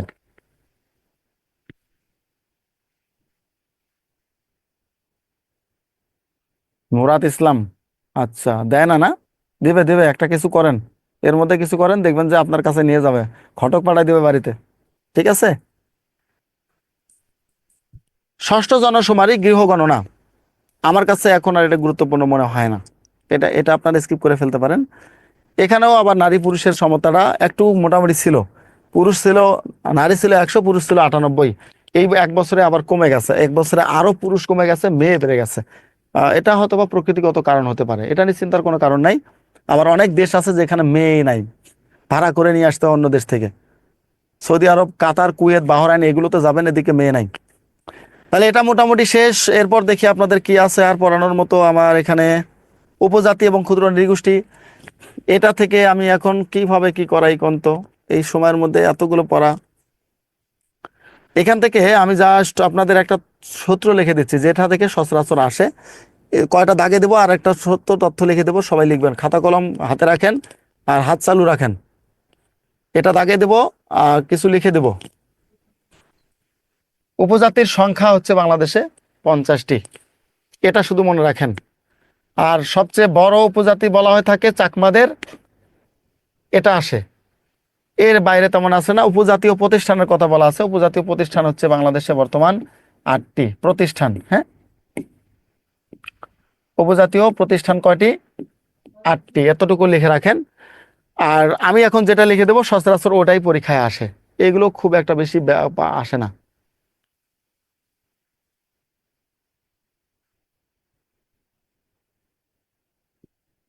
উপজাতি না, আজকে বাদ দেওয়া যাবে না, পড়া শেষ করে দিতে হবে। কিসের বাদ দেয়, যতক্ষণ আসি পড়াই দিই। উপজাতিদের ক্ষেত্রে যেটা আপনাদের পরীক্ষা আসে, হ্যাঁ, একটা জিনিস দিয়ে সবকিছু আপনারা মনে রাখতে পারবেন। বৈশাখী, উপজাতিদের যে ইয়েগুলো আছে, বিভিন্ন অনুষ্ঠানগুলো আছে, এটা বৈশাখী। বইতে হচ্ছে বৈশুখ, সাথে হচ্ছে সাংরাই, বিতে হচ্ছে বিজু। ঠিক আছে, বিজু বা বিজু যেটা দেন না কেন, এই বৈশাখীর সামগ্রিক রূপে হচ্ছে একটা আছে, আমি এটাই আপনাদেরকে বলবো। 3টার সামগ্রিক একটা রূপ আছে, ত্রিমাসা। কি মাসা? ত্রিমাসা। এখন একটু এটা একটু আমি বিশ্লেষণ করি। বৈশাখী বলতে 3টা উৎসব, উপজাতি যে 3টা উৎসব থেকে সবচেয়ে বেশি পরীক্ষা প্রশ্ন আসে। এই ত্রিমাসাকে যদি আমি বলি, ত্রিমাসাকে আবার ভাগ করেন। এই যে এখান থেকে বৈশুখ হচ্ছে ত্রিপুরাদের ধর্মীয় উৎসব। কার? ত্রিপুরা। এই যে মাতে হচ্ছে মারমা, মারমাদের ধর্মীয় উৎসবের নাম হচ্ছে কি? সাংগ্রাই। মারমাদের ধর্মীয় উৎসবের নাম কি? সাংগ্রাই। আর বিজু হচ্ছে এই যে চাতে হচ্ছে চাকমা, চাকমাদের ধর্মীয় উৎসবের নাম হচ্ছে বিজু। মারমা এবং সাঁওতাল দুটোই আছে এখানে, ঠিক আছে, মারমা ও সাঁওতাল দুটোর এই অনুষ্ঠানের নাম হচ্ছে কি? সাংগ্রাই। মারমা এবং সাঁওতাল দুটোর অনুষ্ঠানের নাম হচ্ছে সাংগ্রাই। ত্রিমাসা হচ্ছে এটা টেকনিক, টেকনিক দিয়ে মনে রাখবেন। ওখানে বৈশু করে বৈশাখী, বৈশাখী হচ্ছে টেকনিক, এই টেকনিক দিয়ে ওটা মনে রাখবেন। তাহলে সুন্দর করে দুটাকে মনে রাখা যাবে। অর্থাৎ এইগুলো সবচেয়ে, উপজাতিদের উৎসবগুলো আপনাদের পরীক্ষায় সবচেয়ে বেশি কমন পড়ে। আর একটা আসে, সেটা হচ্ছে ওয়ান গালা। কোনটা? ওয়ান গালা, এটা হচ্ছে গারোদের অনুষ্ঠান। কার অনুষ্ঠান? গারোদের অনুষ্ঠান। সো এই মোটামুটি অর্থাৎ উপজাতি থেকে যেগুলো আপনাদের এই গ্রেডগুলোতে আসে এগুলো এগুলো থেকে আসে, এর বাইরে তেমন একটা বেশি আসে না। এটা পুরোটা লিখে নেন সবাই, স্ক্রিনশট দিয়ে রাখেন, সবচেয়ে ভালো হয়, লিখতে গেলে অনেক সময় লাগবে। ওকে, স্ক্রিনশট দিয়ে রাখেন সবাই। সমস্যা নেই, আপনাদের সাথে আজকে কথা না বলেও সমস্যা নেই, অন্য কোনো দিন আরও আমাদের সময় আছে, তখন আমরা কথা বলে নেব, টেনশনের কারণ নেই। আর যদি কারো একান্তই কোনো গুরুত্বপূর্ণ কথা থাকে তাহলে ওখানে দয়া করে কমেন্টে লেখেন, আমি এর মধ্যে উত্তর দেওয়ার চেষ্টা করব। আপনার কোর্সগুলো থাকবে, ঠিক আছে, কোর্সগুলো থাকবে আপনি যতদিন আছেন, আমরা যতদিন আছি। এটা পড়ে নেবেন দয়া করে। আর উপজাতিদের এই যে ইগুলো কোথায় কে বসবাস করে এটা একটু কাইন্ডলি আপনারা পড়ে নিন। হ্যাঁ, আসলে যে দেখি আর আগে এরপরে কোনো কিছু পড়া আছে কিনা আপনাদের জন্য। আমার কাছে আগে শেষ করাটা গুরুত্বপূর্ণ। রাজনৈতিক ব্যক্তিত্ব, এই জায়গায় আমি শুধু যেগুলো দাগাই দেবো সেগুলো পড়বেন, বেশি পড়ার দরকার নাই। প্রথমে পড়বেন শেরে বাংলা একে ফজলুল হক, বঙ্গবন্ধু শেখ মুজিবুর রহমান আপাতত রাখেন। হ্যাঁ, আপাতত রাখেন, আহ, বঙ্গবন্ধু শেখ মুজিবুর রহমান থাক। এরপর আসেন জিয়াউর রহমানকে খুবই খুবই পড়বেন, জিয়াউর রহমানকে খুবই গুরুত্ব দিয়ে পড়বেন। মাসুদুর রহমান, ঠিক আছে, আপনার উক্তি ভালো লাগছে। হ্যাঁ, তবে ওই যে শুধু কথা বলে গেলে আর মোটিভেশন না দিলে বা হালকা গল্পগুজব না করলে এই ক্লাস ক্লাস মনে হয় না। সেটা আপনি লাইভ ক্লাসে করতে পারেন, ওই যে ফেসবুকে দেখেন না, ওই ক্লাসে আপনি করতে পারেন, কারণ ওই সারা ক্লাস হওয়ার কোনো বুদ্ধি নাই। এরপর আসেন সৈয়দ নজরুল ইসলামকে পড়বেন। এই মানুষগুলোকে আমরা ভুলে গেছি, এই মানুষগুলোর হিস্ট্রি আমরা জানতাম না, এগুলো এখন পড়বেন বেশি করে, এগুলো থেকে প্রশ্ন আসার সম্ভাবনা বেশি। তাহলে শেরে বাংলা একে ফজলুল হক, জিয়াউর রহমান, জিয়াউর রহমান বেশি করে পড়বেন, বিএনপি ক্ষমতা আসতেছে তো এই জন্য আর কি। জিয়াউর রহমান পড়বেন, সৈয়দ নজরুল ইসলাম পড়বেন, তাজউদ্দিন আহমদ পড়বেন। এরপর দেখি আর কাকে পড়তে হবে, মনসুর, এম এ মনসুর। এই যে আমাদের জাতীয় চার নেতা যারা আছে প্রত্যেকটা মানুষকে আপনাদের পড়তে হবে। আব্দুল হামিদ খান ভাসানী পড়বেন, সোহরাওয়ার্দী পড়বেন, কামরুজ্জামান পড়বেন, মনসুর পড়বেন। আর যদি বিএনপি ওই সময় ক্ষমতায় আসে তাহলে খালেদা জিয়াকে পড়বেন। শেখ হাসিনা আপাতত বাদ দিয়ে দেন, কারণ এটা আসবে না, একবারে ধরে নিতে পারেন এটা, এখান থেকে প্রশ্ন আসবে না।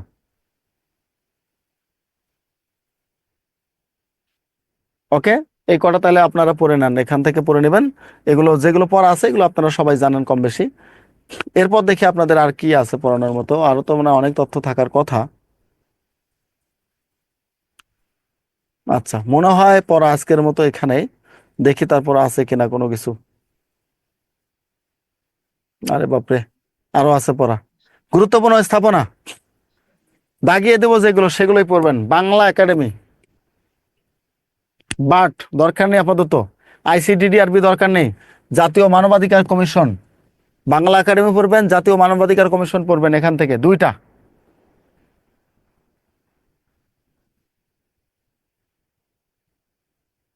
আচ্ছা, নিজাম নাহার কি হচ্ছে, বারবার এক ক্লাস ব্যাক হয়ে যাচ্ছে বলতে?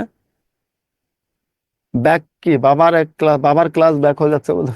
বুঝিনি আপনার কথা, ভালো করে বুঝাই বলেন। তাহলে বাংলা একাডেমি পড়বেন, মানবাধিকার কমিশন পড়বেন। এখানে এগুলো দরকার নেই আপনাদের, এগুলো দরকার নাই, এগুলো দরকার নাই, এগুলো দরকার নাই। দুর্নীতি দমনও দরকার নেই। এশিয়া কি এটা, এশিয়াটিক সোসাইটি পড়বেন এখান থেকে, তিনটা, এর বেশি পড়ার দরকার নেই আর। ঠিক আছে, যেগুলো দাগে দিচ্ছি এই কটা পড়বেন এখান থেকে, তিনটা, আর বেশি পড়ার দরকার নেই। তারপর দেখি আপনাদের আর কি আছে পড়ানোর মতো, কোনো কিছু আছে কিনা। এগুলো তো আসলে পড়ানোর কিছু নাই, যা আছে তাই। ঐতিহাসিক স্থান, 1 নম্বরে পুণ্ডনগর, খুবই গুরুত্বপূর্ণ, পড়ে নেবেন। ওয়ারি বটেশ্বর পড়ে নেবেন। এগুলো এগুলো চেঞ্জেবল না, সুতরাং এগুলো আপনার পড়তে হবে। আচ্ছা, জামাতে ইসলাম ক্ষমতা আসবে, আসুক, যে ক্ষমতা আসে আসুক, দেশটা ভালো চলুক। হ্যাঁ, ঘুষখোর টুসখোর থেকে দেশটা ভালো থাকুক, এটা হলো কথা। তাহলে ওয়ারি বটেশ্বর, পুণ্ডনগর। এরপর দেখি কি পড়তে হবে, ময়নামতি বিহার, ময়নামতি বিহার পড়বেন, সোনারগাঁ পড়বেন। আহসান মঞ্জিল পড়ার দরকার নাই, উত্তরা গণভবনও দরকার নাই, হোসেনি দালানও দরকার নেই। ময়নামতি বিহার পড়বেন, সোনারগাঁ পড়বেন। আহসান মঞ্জিল এখন আর প্রশ্ন আসে না এখান থেকে। এরপর লালবাগ কেল্লা খুব একটা দরকার নেই, লালবাগ কেল্লা পড়লে পড়বেন, না পড়লে নাই। এই যে ওগুলো আবার এখানে বিস্তারিত দিয়েছে, ওগুলো বিস্তারিত দিয়েছে, এখান থেকে জাস্ট একটু রিভিশন দেওয়ার চেষ্টা করবেন আপনারা, তাহলেই হয়ে যাবে।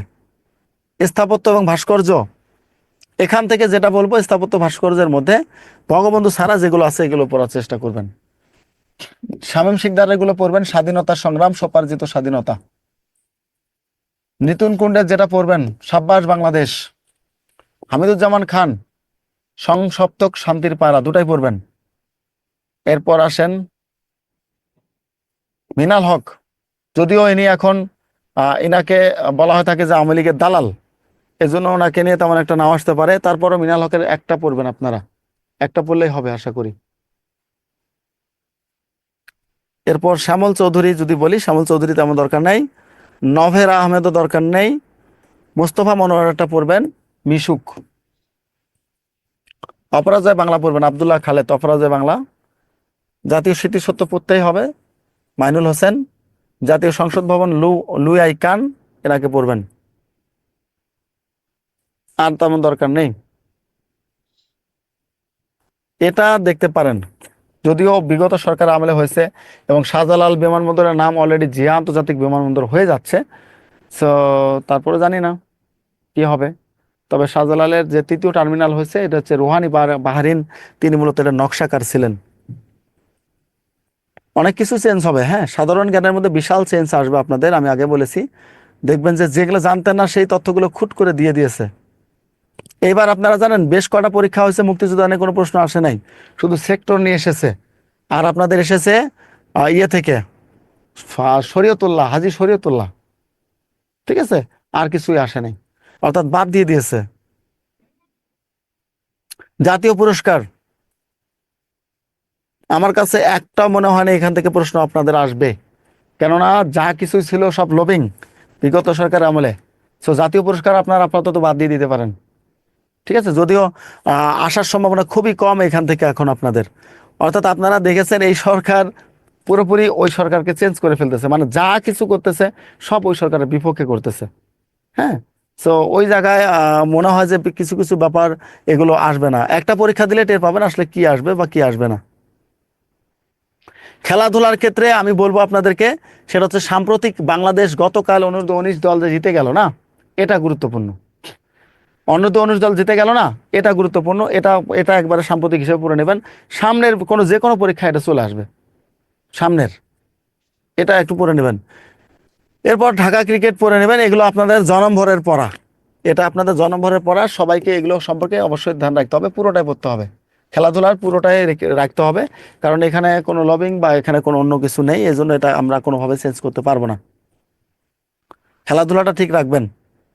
আর কি আছে, আর দু একটা যদি থাকে, যদি বাকি থাকে, আমাদের সময় তো একবারে শেষ। চলচ্চিত্র না, চলচ্চিত্রের ক্ষেত্রে চলচ্চিত্র বাদ দেওয়া যাবে না, পুরোটাই পড়তে হবে, চলচ্চিত্র কোনো বাদ নাই। যদিও এখন বলা হয়ে থাকে এগুলো তেমন একটা আসে না, আর শুধু মুক্তিযুদ্ধ ভিত্তিক জিনিসগুলো বেশি বেশি পরীক্ষায়, বিগত 10 বছরের প্রশ্ন অ্যানালাইসিস করে আমি এই চলচ্চিত্র থেকে এখন আর তেমন কিছু দেখি না, সত্যিকার অর্থে তেমন কিছু দেখি না, আসে না। কারণ দেশে এত এত ইস্যু রাখি, আসলে এই সামান্য ইস্যুগুলো কাজে আসে না। প্রশ্নই দেয় কটা, 10, 12টা, 20টা, সো এগুলো দেখা যায় ইস্যু দিয়ে শেষ করে দেয়, এত কিছুতে যায় না তারা। তারপরে আমাদের লেকচার শিটে দিয়েছে, যেহেতু আপনাদের একটু পড়ার দরকার, পড়ে রাখবেন, কারণ আপনারা এক একজন ক্যাডার হবেন, এক একজন সব কিছু হবেন। সো ওগুলো মনে রাখতে হবে। বাংলার সঙ্গীতের কথা বলা আছে, সঙ্গীতগুলো যদি দেখি আমি যে কতটুকু বাকি, মনে হয় তো বাকি থাকার কথা না, এটাই সর্বশেষ। শিক্ষা ব্যবস্থা, শিক্ষা ব্যবস্থা একেবারে ধ্বংস, শিক্ষা ব্যবস্থা আপনাদের পড়তে হবে না। আমি দেখি আগে কোনগুলো পড়া লাগবে। স্বাস্থ্য সেবার মধ্যে আমি আপনাদেরকে, আচ্ছা, স্বাস্থ্য সেবাটা এবং শিক্ষা, শিক্ষা এবং স্বাস্থ্য বাংলাদেশে প্রথম, বাংলাদেশে প্রথম শিক্ষা স্বাস্থ্য, তো একজন লিখে রাখেন। আমাদের সাথে আপনার সলভ ক্লাস আছে, সলভ ক্লাসের মধ্যে জাস্ট এই দুটা জিনিস আমি একটু আলাদা করে আলোচনা করে দেব। এটা কয় নম্বর লেকচার, ওই লেকচার থেকে আপনাদের সলভ ক্লাসে আমি আলোচনা করে দেব। আমাদের সাথে একেবারে সময় শেষ। যদি কারো গুরুত্বপূর্ণ 1 মিনিট কথা বলার আছে, আমার মতো 1 মিনিট কথা বলা যাবে, 1 মিনিট কথা বলা যদি কেউ থাকে, তাহলে আমি তার সাথে কথা বলবো, কারণ আপনারা কথা না বললে আবার মন খারাপ করবেন। হ্যাঁ, শাহাবুদ্দিন, আপনি কোথায়, হাত তোলেন, জি বলেন। শুধুমাত্র আপনাদের এই বৃহত্তম ক্ষুদ্রতম ব্যাপারটা রেখে থাকলো, এটাও আপনারা পড়ে নিতে পারবেন, এগুলো আসলে আমার পড়ার কিছু নাই, সত্যি কথা বলতে। আমি প্লিজ একটু শোনেন, আমি এগুলো আসলে ইতিহাস তো না, আমি আপনাদেরকে পড়াবো, অন্যভাবে পড়াবো, এগুলো দরকার নেই। এগুলো শুধুমাত্র এটাই মনে রাখবেন যে একবার করে মুখস্থ করলে আর জীবনে মুখস্থ করতে হবে না, অর্থাৎ এখন থেকে আমাদের মনে হয় শেষ, ইতিহাসের এখান থেকে শেষ। তারপরও আমি আপনাদের কথা দিচ্ছি, যদি সামান্য একটু কম বেশি থাকে যে বাংলাদেশের প্রথম মহিলা, এগুলো আমি দাগিয়ে দেবো, 10-12টা পড়লে কাজ হয়ে যাবে আপনাদের। যদি সামান্য একটু কম বেশি থাকে আমি আমাদের অবশ্যই সলভ ক্লাসে পড়িয়ে দেবো ইনশাল্লাহ। জি বলেন। স্যার আসসালামু আলাইকুম রহমতুল্লাহ। জি ওয়ালাইকুম সালাম। আপনার প্রতি সুপ্রিম রেসপেক্ট এবং বন্ধুদের কাছ থেকে ক্ষমা চেয়ে একটা প্রশ্ন করতেছি স্যার। স্যার ওই আমরা তো আসলে মোবাইলের অ্যাক্সেসিটা পেয়েছি এবং ডাইজেস্ট ক্লাসটাও নিয়েছি, কিন্তু আমি আপনার কাছ থেকে এই জিনিসটা সলিউশনটা জানতে চাচ্ছি। এখন কি লেকচার শিট যেটা বিদ্যাবাড়ি যে হুম। কপিটা কিনে নিতে হবে? জি জি জি। বিদ্যাবাড়ির যে লেকচার শিট যেটা কপি আছে, আমাদের তো মোবাইলে লেকচার শিট দিয়েছে, এটা না, যেটা একটা বই আকার আছে ওইটাকে কিনে নিতে হবে স্যার, নাকি মোবাইল থেকে পড়লে হবে? এটাই আপনার ইচ্ছা, আমাদের কোনো এখানে বাধা ধরা নিয়ম নাই। আপনি যদি ওখান থেকে পড়তে পারেন কোনো সমস্যা নেই, পড়ে ফেলেন, কোনো ব্যাপার না, ঠিক আছে। যদি ফিনান্সিয়ালি আপনি ক্যাপাবল হন তাহলে আপনি পড়ে ফেলতে পারেন, ওখান থেকে পড়ে ফেলতে পারেন, সমস্যা নেই। মানে কিনে নিতে পারেন। আর যদি ফিনান্সিয়ালি আরেকটা সমস্যা কথা থাকে স্যার, তাহলে আপনি পড়ে নেন ওখান থেকে। গুরুত্বপূর্ণ তথ্যগুলো দেওয়ার জন্য স্যার অসংখ্য ধন্যবাদ। যে আচ্ছা আচ্ছা, মোটিভেশনটা স্যার আমাদেরকে ফ্রিলি দিয়ে দিলেন, এটার জন্য আপনার প্রতি কৃতজ্ঞ স্যার। থ্যাংক ইউ ধন্যবাদ thank sir. You. Okay thank you. আজকের মতো আমি আর ক্লাস কথা বলতে পারছি না, আমাকে সবাই মানে এটাতে মন খারাপ করিয়েন না। আগামী ক্লাসে এই যে নিশাত, রুমানা, তারপরে আর কে কে হাত তুলেছেন, শ্যামলী, পিনা, ফাহিমা, মিতু, মিথিলা, আপনারা আগামী ক্লাসে আমার সাথে প্রথম কথা বলবেন, সমস্যা নেই, আপনারা হাত তুলিয়েন। হ্যাঁ, থ্যাংক ইউ সবাইকে। 7টা বেজে গেছে, আর একটা ক্লাস আছে এখন, ওই ক্লাসে ইন করতে হবে। ভালো থাকবেন, সুস্থ থাকবেন, আল্লাহ হাফেজ।